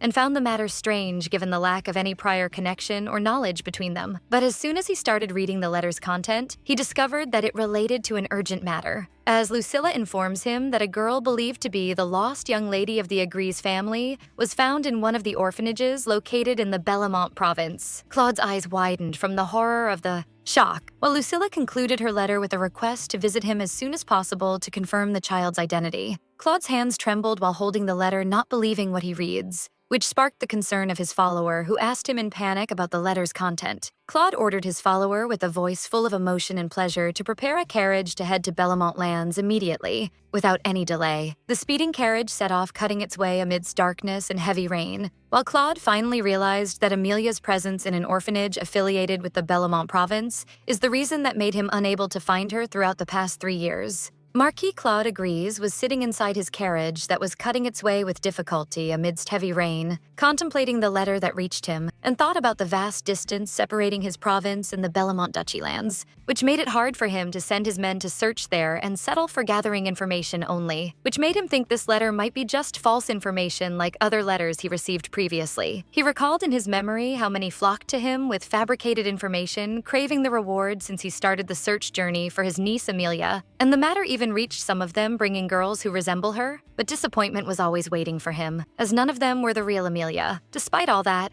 a strange and different feeling overcame him this time as he looked at the letter, as if his heart tells him he will finally meet his lost niece. This hope and feeling of urgency drove him to complain about the bad weather hindering their progress, so he shouted to his driver, ordering him to increase the carriage speed, ignoring the road danger. In the midst of their rush, the carriage slipped violently. Amidst the mud and the driver's shouting, Rose warning his master of the imminent danger. Meanwhile, specifically in the Bellamont Duchy Palace, Lucilla was standing with Lucien watching the pouring rain from the window and wondered anxiously if they could visit the orphanage in light of this bad weather, while Lucien expressed his urgency to see Amelia, so Lucilla agreed to hurry in preparation. Their preparations were interrupted by a maid entering with features cloaked in tension to tell Lucilla of a serious landslide occurring near the southern part of Mount Agile, adjacent to the duchy's lands. Lucilla was surprised by the occurrence of such a large accident on the same day the Duke is absent from the palace and asked anxiously if there were any injuries. The maid reassured her that all duchy residents are well, but she added, explaining that a strange carriage driver knocked on their doors asking for help, and told her that his master was buried under the mud while he was still inside his carriage, and the appalling thing in the matter is that this master was none other than Marquis Claude Agrees. The name Claude Agrees fell like a thunderbolt on Lucilla's ears. Her breathing accelerated and she froze in her place from the horror of the shock. At the same time, Amelia was sitting in the orphanage watching the rain from her window and thinking about Lucilla and Lucien's promise to visit her that day. A mysterious feeling of anxiety fills her, and she wonders in her soul whether things will go well. At the landslide site, The men were working hard under heavy rain to search for the lost carriage, but the thick mud increased the task's difficulty. Lucilla stood following the rescue operations, and panic was gnawing her heart, thinking about the possibility of the Marquis being buried under that massive pile of dirt, and started blaming herself bitterly for sending that letter. She realized with horror that this accident exactly matches the tragedy that claimed Amelia's parents' lives, and thought she should have let events take their natural course, as in the original story, even if it required some delay. Fear controlled her that she might be the reason for Amelia losing her remaining family members, but she soon regained her composure and shook off feelings of blame, realizing time isn't suitable for regret, and that saving the Marquis is the top priority now. Lucilla decided to request support from the Duke, but a familiar bark caught her attention. She saw a maid carrying a small white puppy, and remembered this puppy was used in tracking small animals. An idea flashed in her mind to use it to track the scent of the Marquis's belongings and locate him under the mud. Indeed, the puppy started sniffing the place until it stopped at a certain spot and started barking. Lucilla confirmed that every second has its price now. Lucilla joined the rescue teams to start digging herself amidst mud and rain, justifying her act that they need every capable hand to help. The maid stood looking at her in complete amazement, while the men continued digging with extreme caution and moving mud with buckets to avoid continuous soil collapse. Suddenly, Sir Gilbert Gillian reached the site angry and shouted to Lucilla, demanding her to stop immediately what she was doing. He scolded her severely for her going out in this weather and acting in a way unbefitting a lady of nobility before everyone, accusing her of bringing shame to the Bellamont family name. Lucilla turned to him with firm features and scolded him for his ridiculous thinking, wondering indignantly about the value of pride and reputation when a human life is at stake, scolding him sharply and demanding him not to block their way if he doesn't intend to provide real help. But before she could finish her words, a loud metallic impact sound boomed, making her jump in shock, followed by men's shouts as they directed attention toward the sunken carriage door, demanding to bring a rope immediately. Encouragement shouts rose, urging everyone to pull with all their strength, until they finally managed to extract the carriage from the middle of the mud. Lucilla stood stiff in her place. Her eyes widened from the horror of the scene, unable to respond to calls of reassurance about her, after realizing the person who was rescued is indeed Marquis Agrees. The Marquis was sitting inside the carriage wreckage, catching his breath with difficulty while blood covered his face. But it appeared clearly he survived with his life and that his injuries don't pose a mortal danger. The Marquis regained consciousness slowly and started looking around in confusion and blur, asking weakly about the place he is in. Lucilla rushed toward him and relief tears fill her eyes, expressing sincerely her extreme happiness for his staying alive. The Marquis eyed her with confused looks, wondering in his soul about this strange woman's identity and why she looks at him with all this tenderness and affection, although they never met before. Lucilla realized his confusion, so she took the initiative to wipe her tears and smiled kindly, introducing herself as Lucilla Lil Fry, the lady who sent him the letter, and cheered him that his niece Amelia is waiting for him. As soon as he heard Amelia's name, the Marquis jumped, forgetting his wounds and blood bleeding from his leg, and requested insistently to be escorted to her place immediately. But the servants hurried to prevent him from moving, asserting to him he is in dire need to go to Bellamont Palace to receive treatment first, especially after the rain stopped. The Marquis looked at Lucilla with eyes that plead, asserting that Amelia is waiting for him. Lucilla was deeply moved by his position, realizing that despite his exhausted and injured body, he thinks of nothing but his niece. The Marquis continued his plea, noting that he searched for that child for 3 continuous years and desires now to perform his role as an uncle for her. Lucilla held his arms firmly and asked him to stop exhausting himself. Lucilla promised him sincerely that she will guarantee his meeting with Amelia, but explained sternly that the current time is unsuitable, and asked him to imagine the extent of shock that will hit the child if she saw him in this horrific state, and reminded him that Amelia had lost her parents previously in a similar carriage accident, and that seeing him soaked in blood might cause her a harsh psychological shock. So the Marquis went silent for moments, having realized his rush mistake, admitting he didn't think of the consequences. Lucilla guided him quietly to head with her to the ducal palace to start treatment,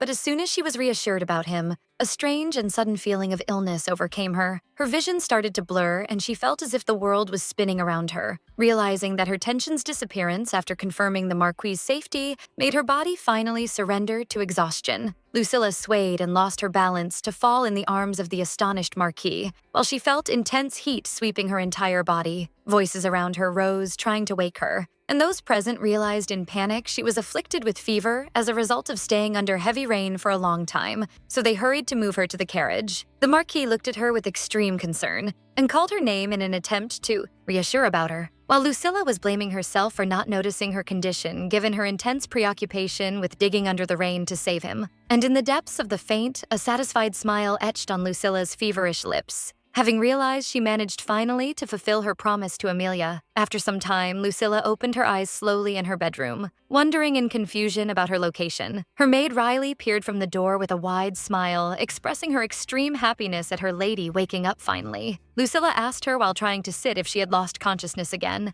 Riley confirmed that to her while approaching carrying a tray, noting that everyone was in a state of extreme concern for her. Riley reassured her lady that she gave her some remaining fever medicines, which helped in her condition improvement, and more importantly, informed her that Marquis agrees is well and in good health. Lucilla jumped from her bed asking eagerly about the Marquis's place now. The maid answered her quietly that he is currently present in the guest room accompanied by his niece. Lucilla was surprised by Amelia's presence in the palace and asked with astonishment about the reason for that. The maid gave her a look of wonder, reminding her she is the one who requested bringing her yesterday during their return in the carriage. Memory returned Lucilla to her delirium moments inside the speeding carriage, where she kept muttering and ordering the maid to bring Amelia from the orphanage immediately, so the child can meet her uncle as quickly as possible. Riley confirmed to her they executed her orders, expressing her deep move by the emotional family meeting scene that gathered between the child and her uncle, wishing if Lucilla was awake to witness it herself. Suddenly, their talk was interrupted by Lucian's intrusion into the room, where he rushed toward his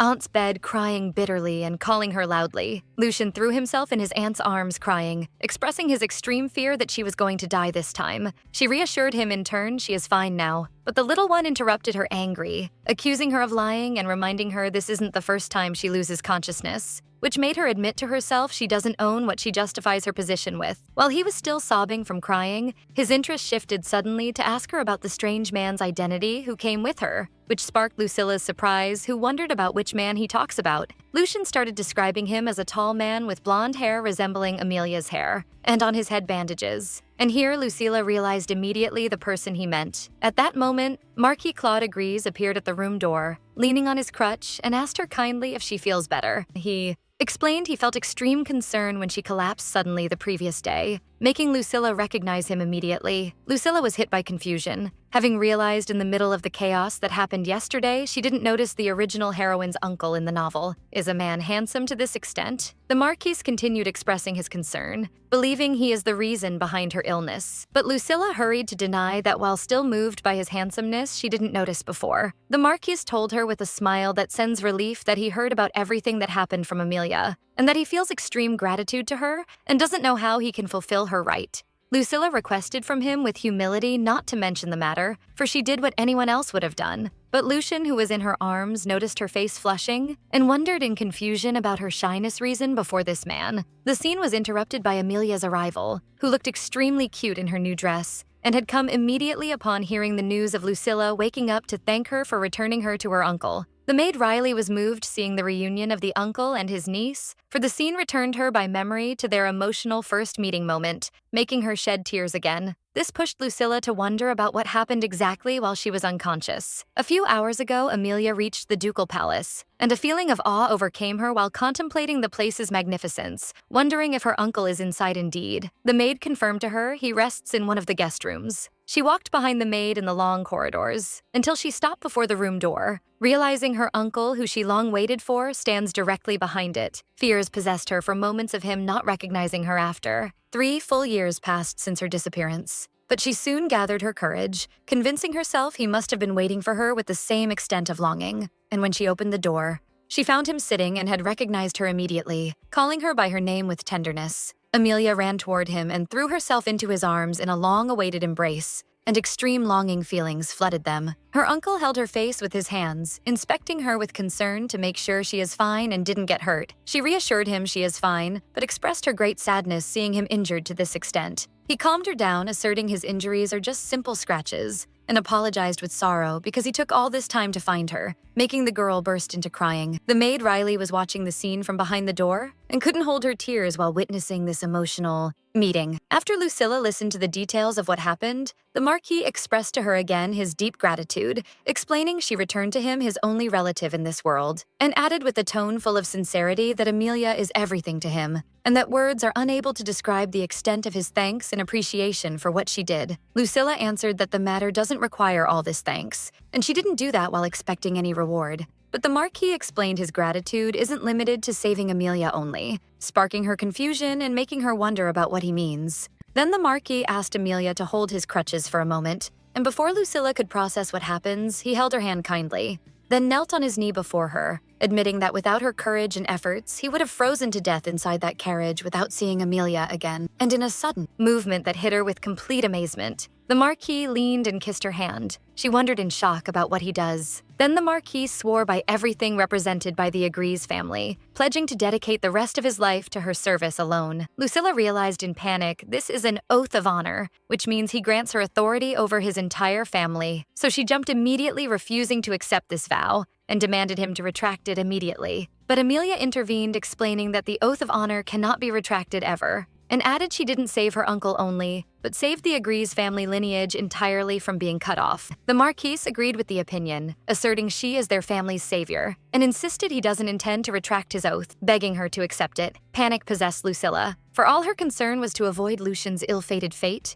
and she didn't expect things to develop to this extent. While she was unable to respond, Lucian suddenly rushed to stand between her and the Marquis, shouting at him angrily and demanding him to stay away from his aunt. Lucilla realized he saw her confusion, so he decided to protect her, which she found extremely cute. But she was surprised when Lucian scolded him for kissing her hand and transferring his germ to her while she is sick, so she realized this is his real anger reason. Lucian pulled his aunt by her hand, insisting she wash it immediately. And for fear of her getting sick and collapsing again, he continued in urging her to hurry. At that moment, Lucilla glimpsed her reflection and was hit by horror when she realized she received the oath of honor from the Marquis while she is in a completely miserable state. But Lucian didn't give her a chance to think, but kept demanding her to scrub her hands with soap well and faster. So she responded to him reluctantly while asking him to slow down. Meanwhile, the Marquis decided to grant them some privacy, so he told Amelia they will return to their room for the current time. While they were leaving, Amelia heard two maids whispering who were talking about Lucilla with resentment, describing her as the meddler who brings her guests to the Duke's palace. And one of them wondered sarcastically if she invited him only because she heard rumors of his handsomeness, while Amelia was listening in silence. In his room, the Marquis sighed, wondering if he had rushed in his oath, but he soon remembered Lucilla's confused appearance and found that incredibly cute. Here, Amelia approached him and asked him if he still desires to repay the favor to Lady Lucilla, then told him she has a wonderful idea. Her idea was nothing but for him to marry her. The Marquis was hit by a massive shock and his face flushed. Then she explained to him that she was not joking. Then she explained to him that she had noticed for some reason that the people in this palace do not show any friendliness toward Lucilla. She told him that she heard the servants whispering ill of her while walking in the corridors. The Marquis denounced this, so the girl completed her suggestion that if he married her, he could take her to their palace and give her the life she deserves. She cleverly added that she realized he is not indifferent to her, which increased the confusion of the Marquis, who tried to deny the matter. But Amelia insisted she saw everything,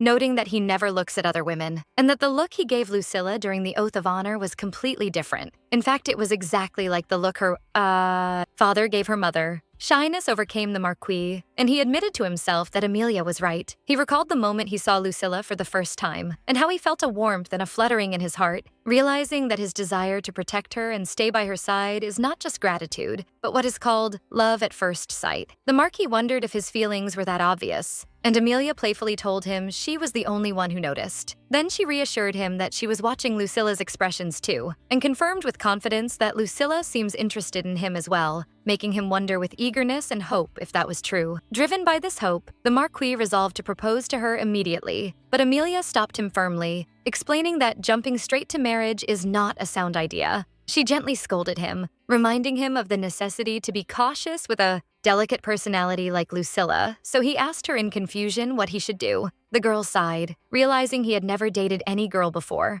and proudly announced that she would be his private love coach. Her first lesson was for him to start by inviting her for tea and to keep the conversation pleasant and light. So the Marquis rushed to record her advice seriously. A week later, the Marquis had used his injury as an excuse to stay at the Duke's palace to get closer to Lucilla. Following Amelia's advice, he tried to make their meetings seem spontaneous and natural, but his attempts failed. For some mysterious reason, Lucilla avoided him every time he tried to approach. When he finally had the chance to ask her if she had some time, she apologized, being busy with the tasks of the absent Duke, and when he suggested they meet after the Duke's return next week, she was shocked to hear this news. The Marquise noticed her face turn pale, and asked anxiously if something was wrong. But she regained her composure and asserted that everything was fine, realizing in her secret that the Duke's assistant had deliberately hidden the matter from her to hinder her affairs. And she decided then that the time had come to bring Edwin to the palace. Lucilla suddenly changed her mind and told the Marquis that she had plenty of time, and suggested he go somewhere with her instead of drinking tea. On their way in the carriage, Amelia was enthusiastically telling her uncle the details of Lucilla's first visit to the orphanage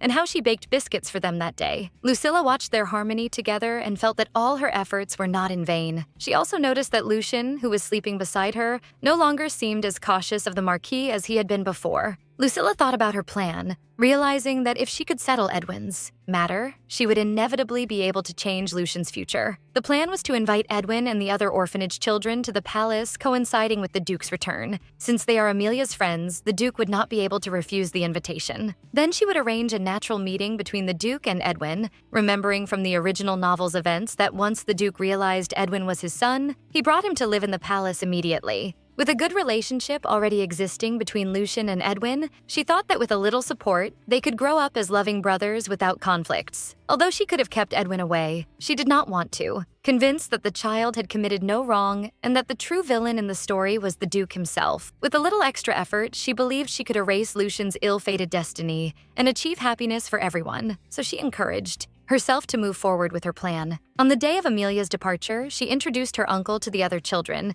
who thanked him for being a good friend to her. The children expressed admiration for his tall stature, but soon one of them asked sadly if Amelia would leave with them and they would not see her again. Sadness took hold of Edwin, who did not want her to leave. Amelia approached him and told him she would return soon to her family's palace with her uncle. She promised him she would come to visit them often, but Edwin remained silent, struggling with his grief. Suddenly, he pushed her hands away and ran off, prompting Amelia and the others to call after him anxiously. Lucilla asked Amelia to wait with her uncle and told her she would go to check on Edwin, while the other children were consoling each other. Lucien wondered about his aunt's sudden destination and followed her steps. Lucien found Edwin hiding alone, overcome with sadness over Amelia's departure, wondering if he was selfish for feeling this. Lucilla found Edwin and reassured him that his feeling was natural, but she was happy for him because he found his family, and he in turn thanked her for their reunion. Lucien, who was watching from afar, noticed his aunt's presence with Edwin, while Lucilla was admiring Edwin's maturity compared to Lucien, who she still felt was like a small child. Here, Lucilla decided that the time had come to execute her next step, so she offered Edwin to come with her to the Duke's palace next week, which hit Lucien with a massive shock. Meanwhile, the Marquis was looking for Lucilla and Lucien, wondering where they had gone. When he found Lucien standing alone, he called his name. Lucien froze in his place, possessed by the fear that his aunt would abandon him and choose Edwin instead of him. The Marquis noticed his tears and asked him tenderly why he was crying, offering to tell him what happened. The little one went silent for moments, while Lucilla in another place was suggesting to Edwin to return to Amelia, and he agreed. But she was surprised to hear Lucien's voice objecting to being called a small child, asserting that he is not, which sparked her confusion. Suddenly, Lucilla heard his voice rising and realized with concern it might be Lucien. When she arrived, she found him standing before the Marquis, so she scolded him immediately and asked him what he was doing, considering his pranks had exceeded limits, and demanded he apologize immediately. But Lucien exploded in her face, announcing his hatred for her, and accusing her that she only cares about Edwin whenever they come here, and that she intends to abandon him and adopt Edwin instead of him. Shock hit Lucilla from his accusations, and she wondered in confusion what he was talking about. She tried to calm him and talk to him,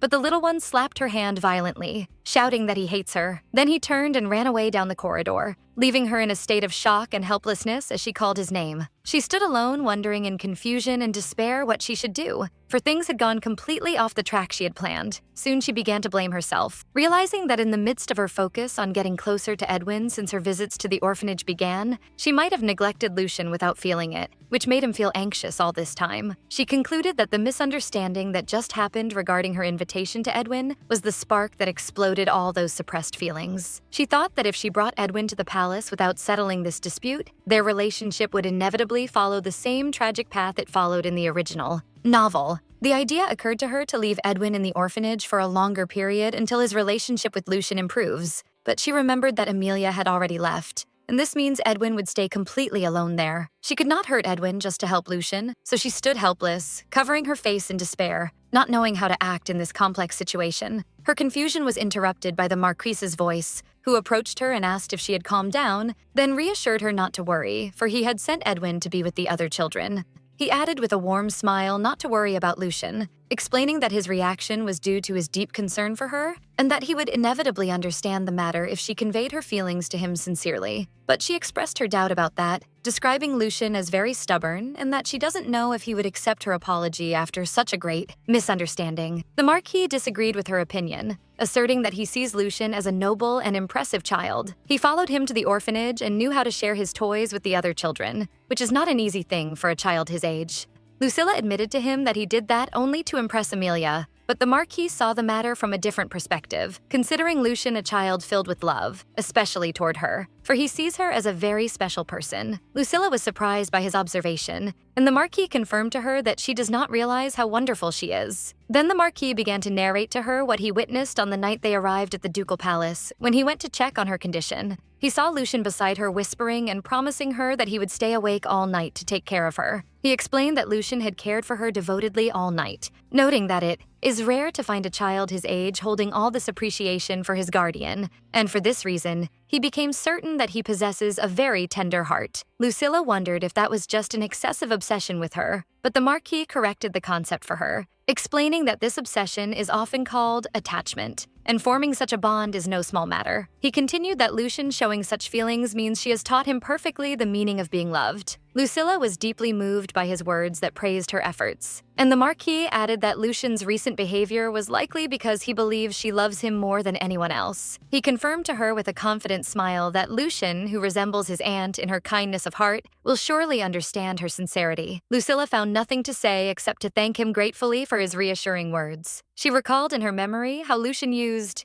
to become quieter than anyone else before his biological father, the Duke of Bellamont, knowing that he was not loved by him. But in contrast, he would laugh and talk freely with those who accepted him, showing his true personality. She realized that what Lucien feels toward her now is not betrayal, but a childish longing for more attention, and she thought that the Marquis is the first person to acknowledge her efforts in raising him and Lucien's good qualities at the same time. She had always been worried about whether she was raising Lucien correctly, but thanks to the Marquis's words, she felt more confident in herself. Lucilla resolved to go to Lucien to convey her true feelings to him, asserting to the Marquis that she is the person who loves him most in this world. The Marquis returned the encouragement, expressing his wishes for her success and his certainty that things would go well. Lucilla set off quickly with her steps, while the Marquis watched her with calm looks, wishing in his soul if he could provide more help to that young lady. Meanwhile, Lucien was sitting alone, secluded in one of the darkened rooms, engaged in bitter crying while muttering words expressing his hatred for his aunt.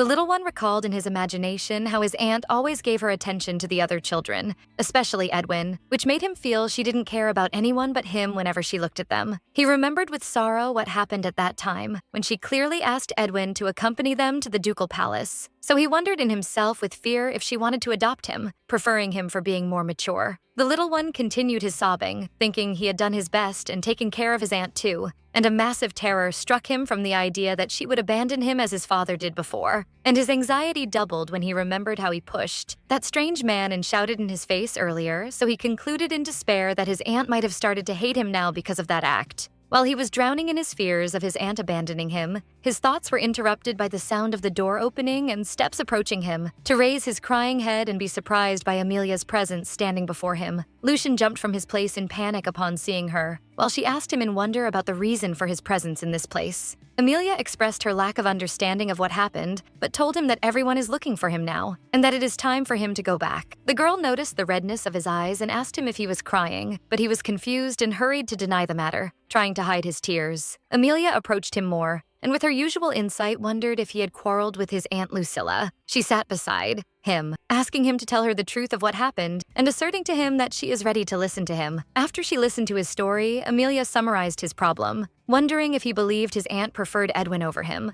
So Lucien nodded his head in agreement while wiping his tears. Amelia smiled tenderly and told him he was wrong in his thinking, confirming to him that Lady Lucilla loves him more than anyone else, which sparked the little one's surprise. But Lucien argued with her sadly, insisting his aunt preferred Edwin, and noting that she told Edwin earlier that he was just a small child. Amelia went silent for moments thinking about the matter, then reminded him with a smile of the situation where he called them beggars, and how he offered them to come to his house to eat biscuits thinking they needed them. Shyness and confusion hit Lucian upon remembering that incident, and he began to stutter. But Amelia reassured him she didn't intend to scold him for that and asked him not to worry. She explained to him that at that time he was actually trying to form a friendship with them, but the misunderstanding is what led to her anger, noting that what is happening now with his aunt might be just a similar misunderstanding. While Lucian was trying to process her words, Amelia explained her meaning that his aunt might not have meant what he understood, and advised him to think carefully about the way she usually treats him. Lucian dove into his thoughts, contemplating her way of treating him,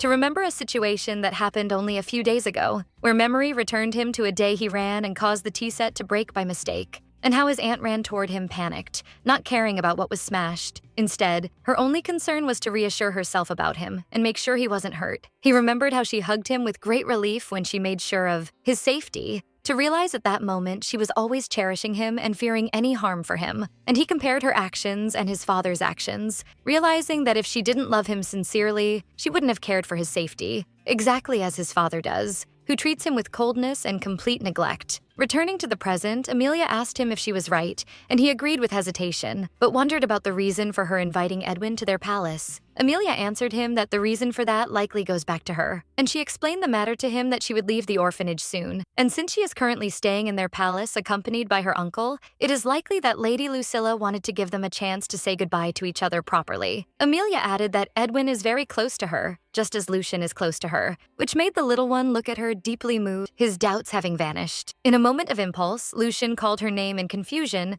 then asked her with extreme shyness if he could call her by a friendly title, Leah. Lucian justified his sudden request enthusiastically, explaining that shortened titles are allowed only for close people, and since they have become close friends now, he wants to call her by this title. Amelia hesitated for moments before finally agreeing to his request, which sparked Lucian's surprise and joy, who didn't believe what he heard, but she conditioned him in return to promise her to reconcile with his aunt first, and only then would she allow him to call her by the title Leah. Joy flooded Lucian, so he agreed very enthusiastically, offering his thanks to her while calling her by her new title. Amelia asked him to hurry to go to Lucilla, while Lucian was flying with joy in his soul for being able to reconcile with his aunt and earn Amelia's friendship at once. Meanwhile, Lucilla was walking in the corridors looking for Lucian anxiously, wondering in confusion about the place he went to. Suddenly, Lucian ran toward her and threw himself into her arms from behind, calling her, making her jump surprised by his appearance. The Marquis and Amelia watched the scene quietly from behind the door, while Lucilla took the initiative to apologize to Lucian sincerely, admitting she should have explained things to him in advance. But he interrupted her, refusing her apology. Lucian explained with regret that he was the one who misunderstood, and apologized for his shouting in her face, confirming to her sincerely that his claim of hating her was not true at all. Lucilla was deeply moved and hugged him warmly, thanking him for his trust in her and reciprocating feelings of love, while the Marquis watched this warm embrace, suggesting to Amelia they return to their room, and she agreed enthusiastically. The Marquis wondered if his plan had already succeeded, and Amelia looked at him in wonder. Amelia recalled how her uncle whispered to her earlier that he would take charge of calming Lady Lucilla, while he taught her how to console Lucian, expecting this plan would lead to their reconciliation. Amelia looked at her uncle with eyes full of wonder and admiration, wondering in her secret about his great ability to understand the hearts of others with this depth. The Marquis smiled quietly, certain in himself that those with warm hearts must have their sincere feelings reach each other in the end. A full week later, and in the Duke of Bellamont's palace, preparations were underway. Lucilla was busy adjusting Lucian's tie and asked him to stay still, while the Marquis stood with Amelia, for the Marquis to tell the little one he is lucky because he will meet his father soon. Lucian replied with clear tension and confusion. Lucilla noticed that and realized that those present do not know the nature of the tense relationship that gathers between the Duke and his son. The little one muttered with intense fear, expressing the extent of his terror of his father. Amelia wondered in astonishment about what he was whispering. At that moment, the servants' voices rose, announcing the approach of the Duke's carriage and his arrival, finally. The Duke stepped down from his carriage amidst the servants bowing and greetings after his tiring journey, while the Marquis, Lucilla, and the two children lined up waiting for him. The Duke passed beside Lucian with firm steps without turning to him, while the little one was trembling and looking at him with awe. Lucian tried to talk with a shaky voice, welcoming his father after a long absence, but the Duke eyed him with a cold and harsh look devoid of any fatherly feelings, and ignored him completely to direct his talk directly to the Marquis, welcoming him after a long period of not meeting, leaving Lucian in a state of shock and fear. The Duke shook the Marquis's hand, expressing his thanks and deep gratitude for the help he provided. The Marquis reciprocated the greeting and introduced his niece Amelia, who welcomed the Duke with great politeness and respect.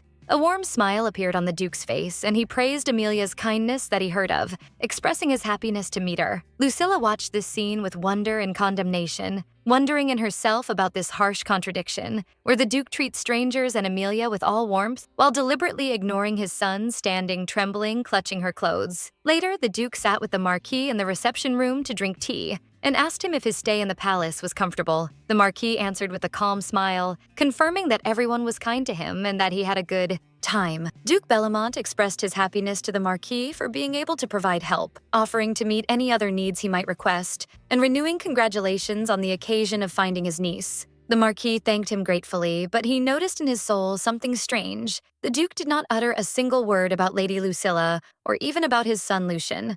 The Marquis wondered at this blatant neglect, for although Lucian is the sole rightful heir of the ducal family, his father deliberately marginalizes him completely. Amelia's words returned to the Marquis's memory when she told him the members of this palace do not harbor friendliness for Lady Lucilla, so he concluded that this coldness is primarily stemming from the position of the head of the family, Duke Bellamont himself. The Marquis decided not to remain silent about that, so he initiated by telling the Duke that credit for everything that happened goes back to Lady Lucilla, and without her they wouldn't have been able to find Amelia ever. The Duke stopped for a moment and repeated Lucilla's name with astonishment, as if hearing an unexpected matter.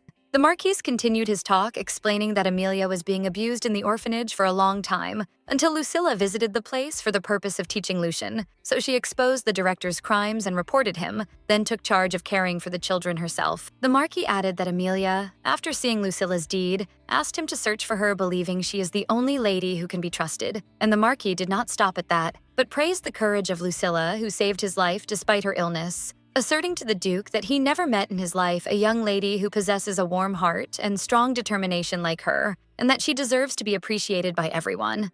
The Duke listened to the Marquis's words quietly, while sipping his tea and settled for a brief and indifferent response. The Marquis wished at that moment if he could offer advice to the Duke to treat Lucilla and Lucian better, but realized that would be considered exceeding his boundaries at the current time. The Marquis pointed to the lateness of the hour and suggested to the Duke to take some rest after his arduous journey, so the Duke reciprocated thanks for dedicating part of his time despite not fully recovering. After the Marquis's departure, the Duke remained alone, drowning in his thoughts, wondering if Lucilla had truly performed all those noble acts. The Duke relied on a report prepared by his assistant Jillian about the orphanage operations to confirm the truth of what was said, realizing that without Lucilla's intervention, those transgressions would have remained secret for much longer. And he also remembered what reached his ears about Lucian's serious attempts to learn and study lately. Before these new data, the Duke realized he could not ignore the matter simply, and decided to summon Lucilla later to talk with her privately. The next morning, Lucilla entered the dining hall to be surprised by a scene she was not used to.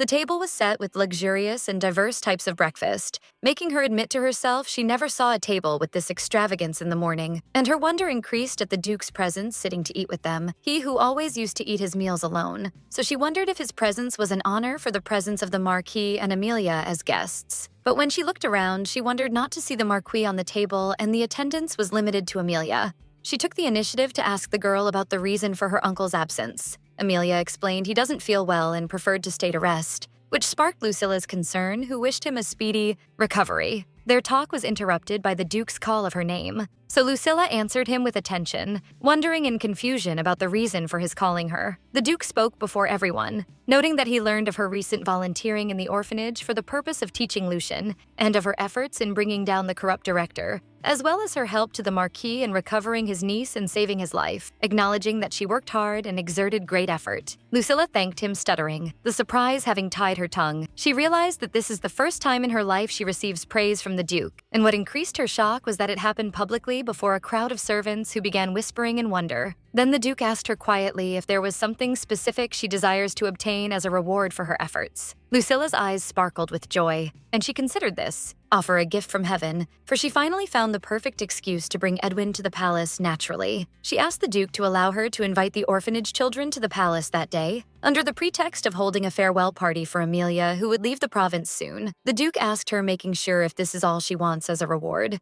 Tension took hold of her for a moment, and she wondered anxiously if her request was rejected, but the Duke agreed quietly. conditioning her one matter only, that she make sure to return the children before nightfall and before he finished his business. Joy flooded Lucilla, so she thanked the Duke warmly for his quick approval of her request. Immediately, the Duke ordered his head servant to prepare a carriage to bring the children. The servant responded to his order, while Lucilla stood wondering in confusion about the reason that drove the Duke to accept her request with this ease, and what happened to him suddenly to become this kind. In the midst of her confusion, an idea flashed in her mind when she remembered the talk that occurred between the Marquis and Duke Bellamont the previous day, which appeared as if they were discussing orphanage affairs. So she wondered if the Marquis had talked to the Duke about her, deciding to stop at his room for a moment before returning to her private room to clarify the matter from him. Lucilla walked in the hallway carrying a tray in her hand, drowning in her thoughts about how to raise the subject, realizing she couldn't ask him frankly and directly whether he helped her. Upon her arrival, she noticed that his room door was open a bit, so she requested permission quietly to enter. As soon as she peered with her head to ask him about his condition, she froze in her place and her eyes widened in shock. She was surprised to see the Marquis bare-chested while he was putting on his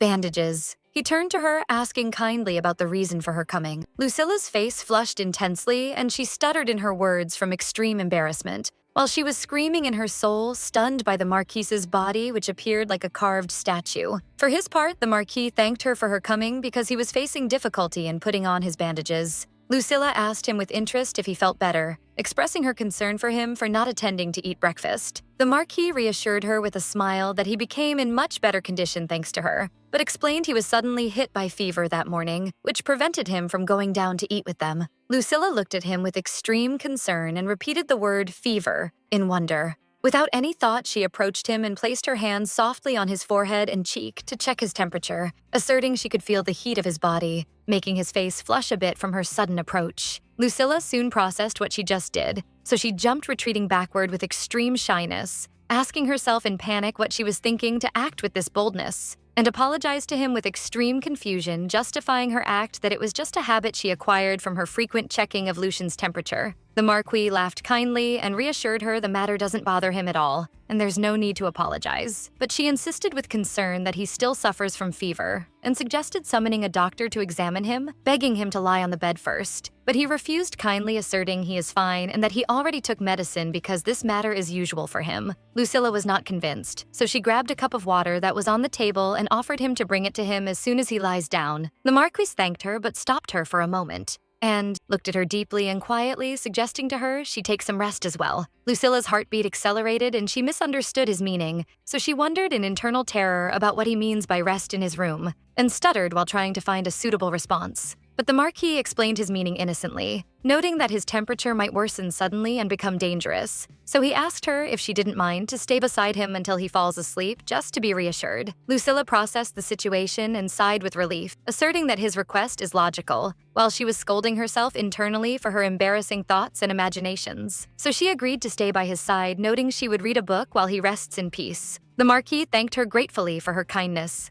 The Marquis lay in his bed, closing his eyes, while Lucilla sat on a nearby chair reading her book in complete silence. After a short period, the Marquis opened one of his eyes and noticed that the sound of turning pages had stopped completely. He looked at her to find her fallen into a deep sleep, so he thought to himself tenderly that she didn't get a single day of rest, and that continuous work and childcare had drained her energy completely and made her look exhausted. And he contemplated her sleeping face, feeling sorrow because a delicate and kind lady like her had lived harsh conditions and been exposed to bad treatment in this palace. The Marquis placed his hand on his chest, admitting to himself that his wounds had healed a long time ago, and that sudden fever was nothing but shyness and a flush that overcame his body when Lucilla approached him in that spontaneous way. Despite that, he smiled with satisfaction while watching her, thinking that this matter is okay, for all he aspires to now is creating opportunities like these, so his lady can get some of the rest she deserves. After some time passed, Lucilla woke up slowly and blinked her eyes in confusion, wondering about the time sleep overcame her. She looked before her to find the Marquis lying in his bed, so she smiled with reassurance, believing he is in a deep sleep now. Lucilla felt relief when she looked at him, believing his fever had finally dropped. But as soon as she turned toward the clock, panic hit her when she realized how much time had passed while she was sleeping, and that the children from the orphanage must have arrived already. At that moment, the door opened for her maid Riley to enter, calling her. The maid looked extremely disturbed and told her that a terrible thing had happened, sparking Lucilla's concern, who hurried to ask her what occurred. Riley explained that Little Master Lucian had suggested to the orphanage children that they play a game of hide-and-seek together. She added that they promised Sir Jillian to stay on the third floor only, then the game began. But the problem was that they couldn't find the child Edwin anywhere, so the news fell like a thunderbolt on Lucilla. Things became more complicated when the Duke was forced to leave in a hurry to the palace. So Sir Gillian took advantage of his absence to consider the presence of commoner children in the palace unseemly and ordered their return immediately. The noise woke the Marquis from his sleep, so he got up asking anxiously what was happening. Lucilla panicked at realizing the Duke would leave,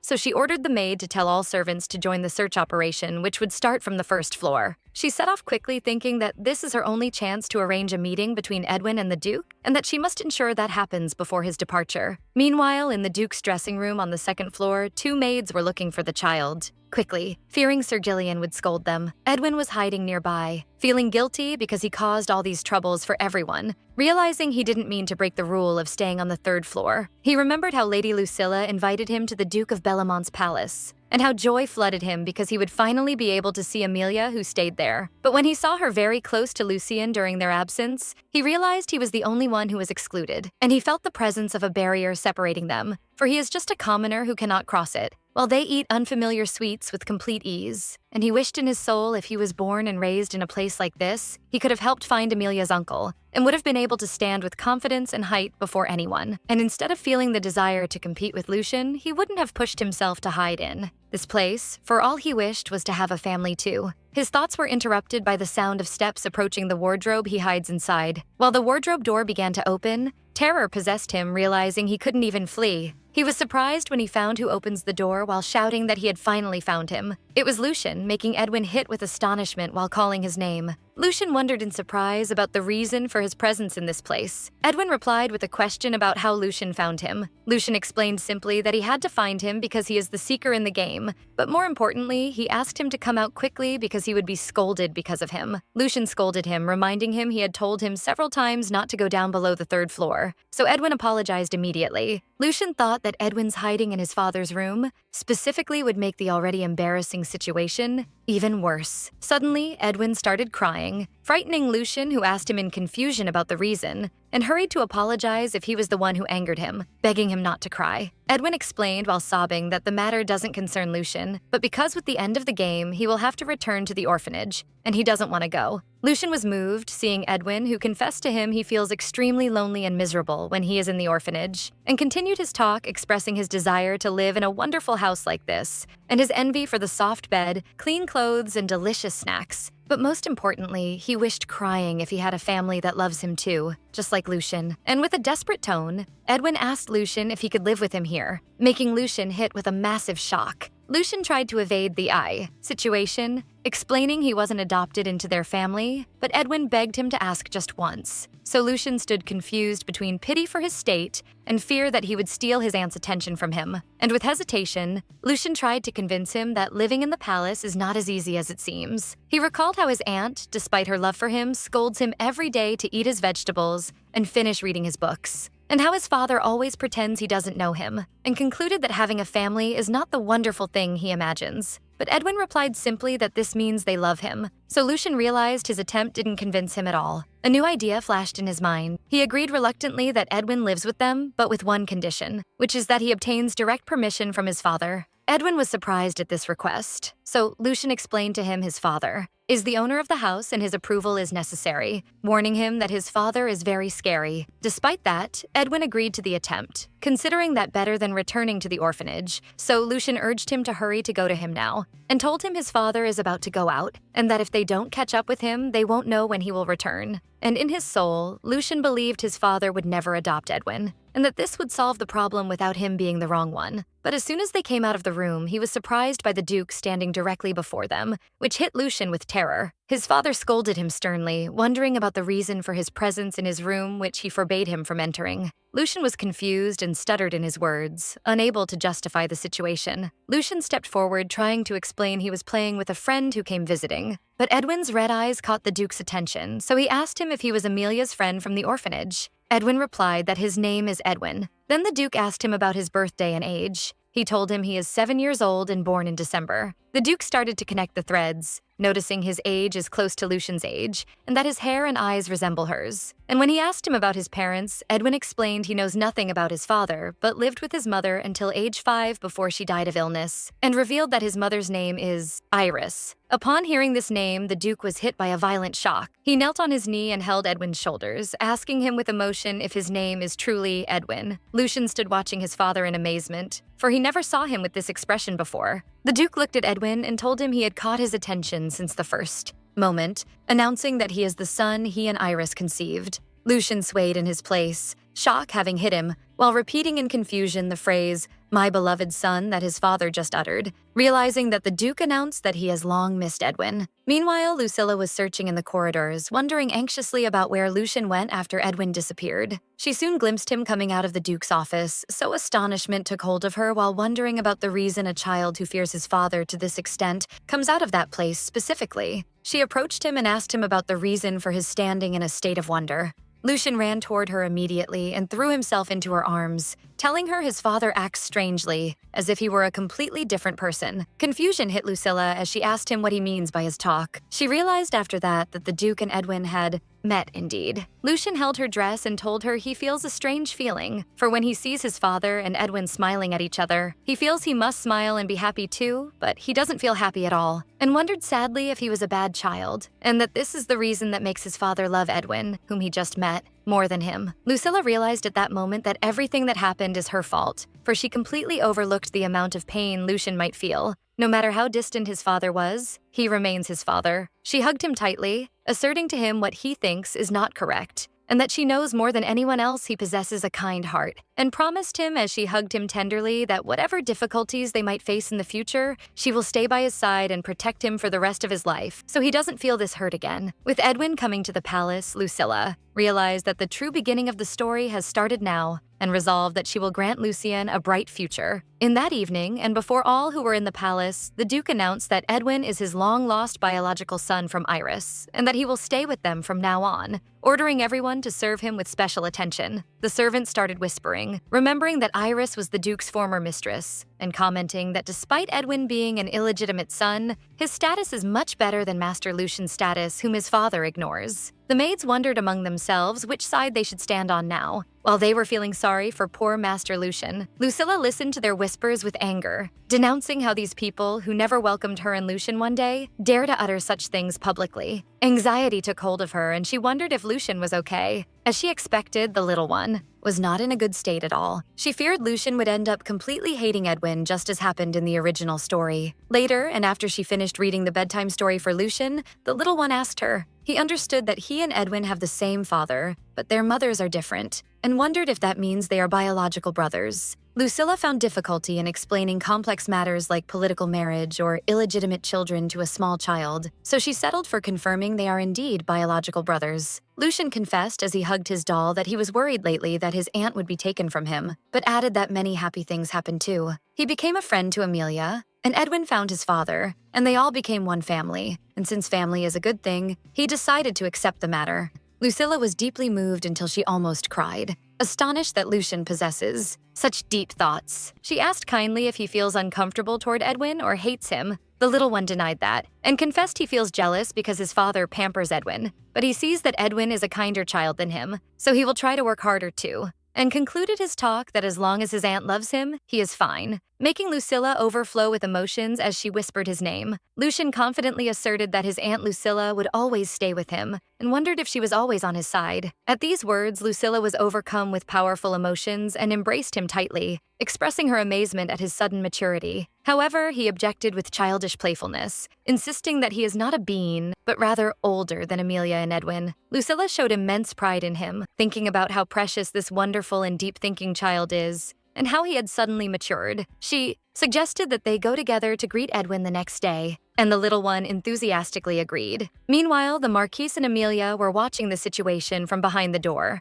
The Marquise thought he had come expecting to find Lucian sad but had mistimed it, while Amelia felt relieved by the little one's acceptance of the matter without issues. Nevertheless, she was still shocked by the fact that Edwin and Lucien are blood brothers, so Amelia cleverly encouraged him to take advantage of this opportunity to earn some points and do his best. The Marquis did not understand what she meant. She explained to him that women tend to lean toward those who stand by them in difficult times, and that Lady Lucilla must be going through a tough time now. The Marquise wondered in surprise about the source of her knowledge of such matters, and she told him she had been reading romance books for his sake recently, then asked him to return to discuss their next plan. She suggested that he invite her for a picnic the next day if the weather was beautiful. The Marquis was moved by her words, thinking about how cruel it is for a kind and warm lady like her to have to endure all these hardships. He wondered if it was truly right for them to remain in a place like this. The Marquis resolved that he must somehow convince the young lady. The following day, the Duke summoned Lucilla to his office, expressing his desire to show his gratitude to her. He admitted that if it weren't for her, he would have lived his whole life without knowing of Edwin's existence, and without knowing of the ill treatment he was subjected to at the orphanage. Then he offered for her to ask for anything she wanted, vowing that he would fulfill it for her no matter what. She looked at him, thinking to herself that he is an utterly selfish and arrogant human being.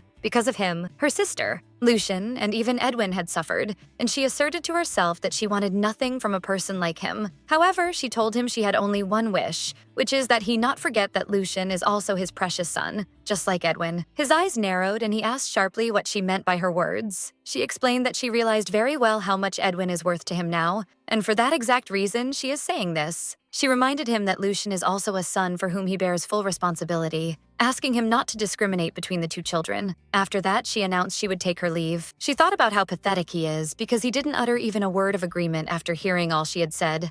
As she walked in the hallway, she decided to check on Edwin before breakfast, realizing that he must be feeling a lot of confusion and that she had to plan how to make the two children get along. Her thoughts were interrupted by Edwin's voice as he ran toward her, calling her Sister Lucilla. She welcomed him warmly, telling him she was on her way to see him. He returned the greeting shyly and said he had something to say, so she asked him what it was. He bowed deeply, thanking her with heart and soul. He explained, his eyes sparkling with tears, that his wish was always to have a family, and that if it weren't for her and Lucien, he would never have met his father. Lucilla expressed her immense happiness for him. She felt satisfied to see Lucien and Edwin, unlike their wretched father, being such kind children, believing that at this rate they would be able to live together as true brothers. But she was aware that external forces would soon try to separate them and incite them to compete for the position of heir. So she resolved not to allow things to go as they desired, and not to be lax in her caution. Her thoughts were interrupted by the voices of Marquis Claude and Amelia calling her. They gave her a morning greeting with a smile. She returned the greeting, while Edwin, who was following them, noticed the Marquis's presence and welcomed him by calling him Brother Claude. The Marquis asked her if she had some time that evening, and she agreed, wondering what it was about. He explained to her that the weather was very beautiful, and that he was hoping to take her on a picnic if she accepted his invitation. Later, while the children were romping, Amelia proudly announced that she had finally finished making her cake and asked them for their opinion. Lucien and Edwin were stunned by its shape, so she told them it was Amelia's special mud cake. Lucien thanked her enthusiastically, while Edwin commented that it looked delicious. Lucilla sat with the Marquise watching the children's harmony and expressed her happiness at their decision to go on this picnic together. She asked him how he was. He thanked her for her care for him, asserting that he is recovering well. She expressed surprise at the speed of his recovery, so he explained to her that he is the commander of the knights and that physical strength is his specialty. Lucilla suddenly remembered his muscular body and thought that she had forgotten he is the commander of the knights, and that this explains his high physical fitness. He in turn asked her how she was, so she reassured him she was fine and apologized for her fainting that day. But he told her that more important than that is another matter. He noticed that Duke Bellamont neglects Lucien somewhat,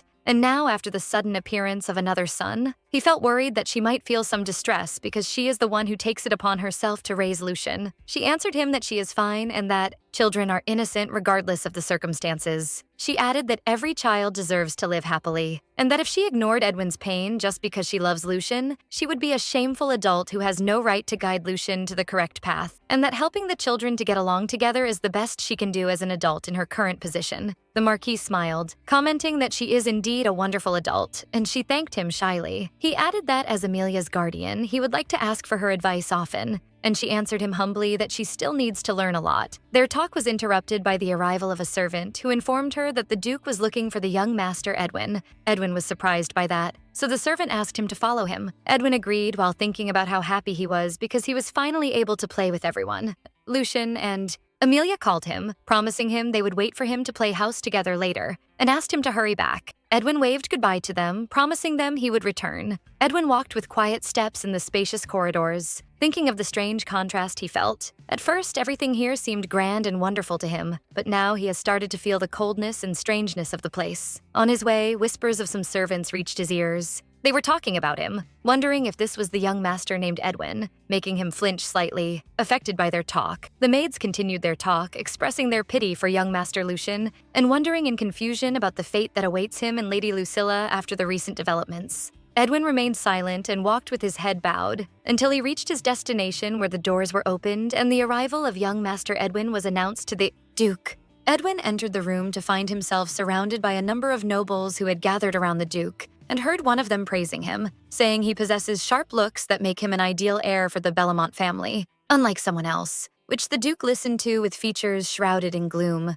The nobles began to introduce themselves to the child one by one. Count Henry Lessamine spoke about budget affairs, while Alex Hennon also introduced himself, making Edwin retreat a bit from the intense tension. The little one was confused and stuttered in his response, admitting to himself that he feels extreme fear from the presence of all these strange adults around him. The Duke noticed the child's discomfort and intervened firmly, raising his hand to stop them, noting that the child seemed shocked, and asked them to postpone these introductions for later, ordering everyone to leave the room for a while. The nobles complied with the Duke's order immediately, promising to officially greet the young master at a later time, then left the room, leaving Edwin alone with his father.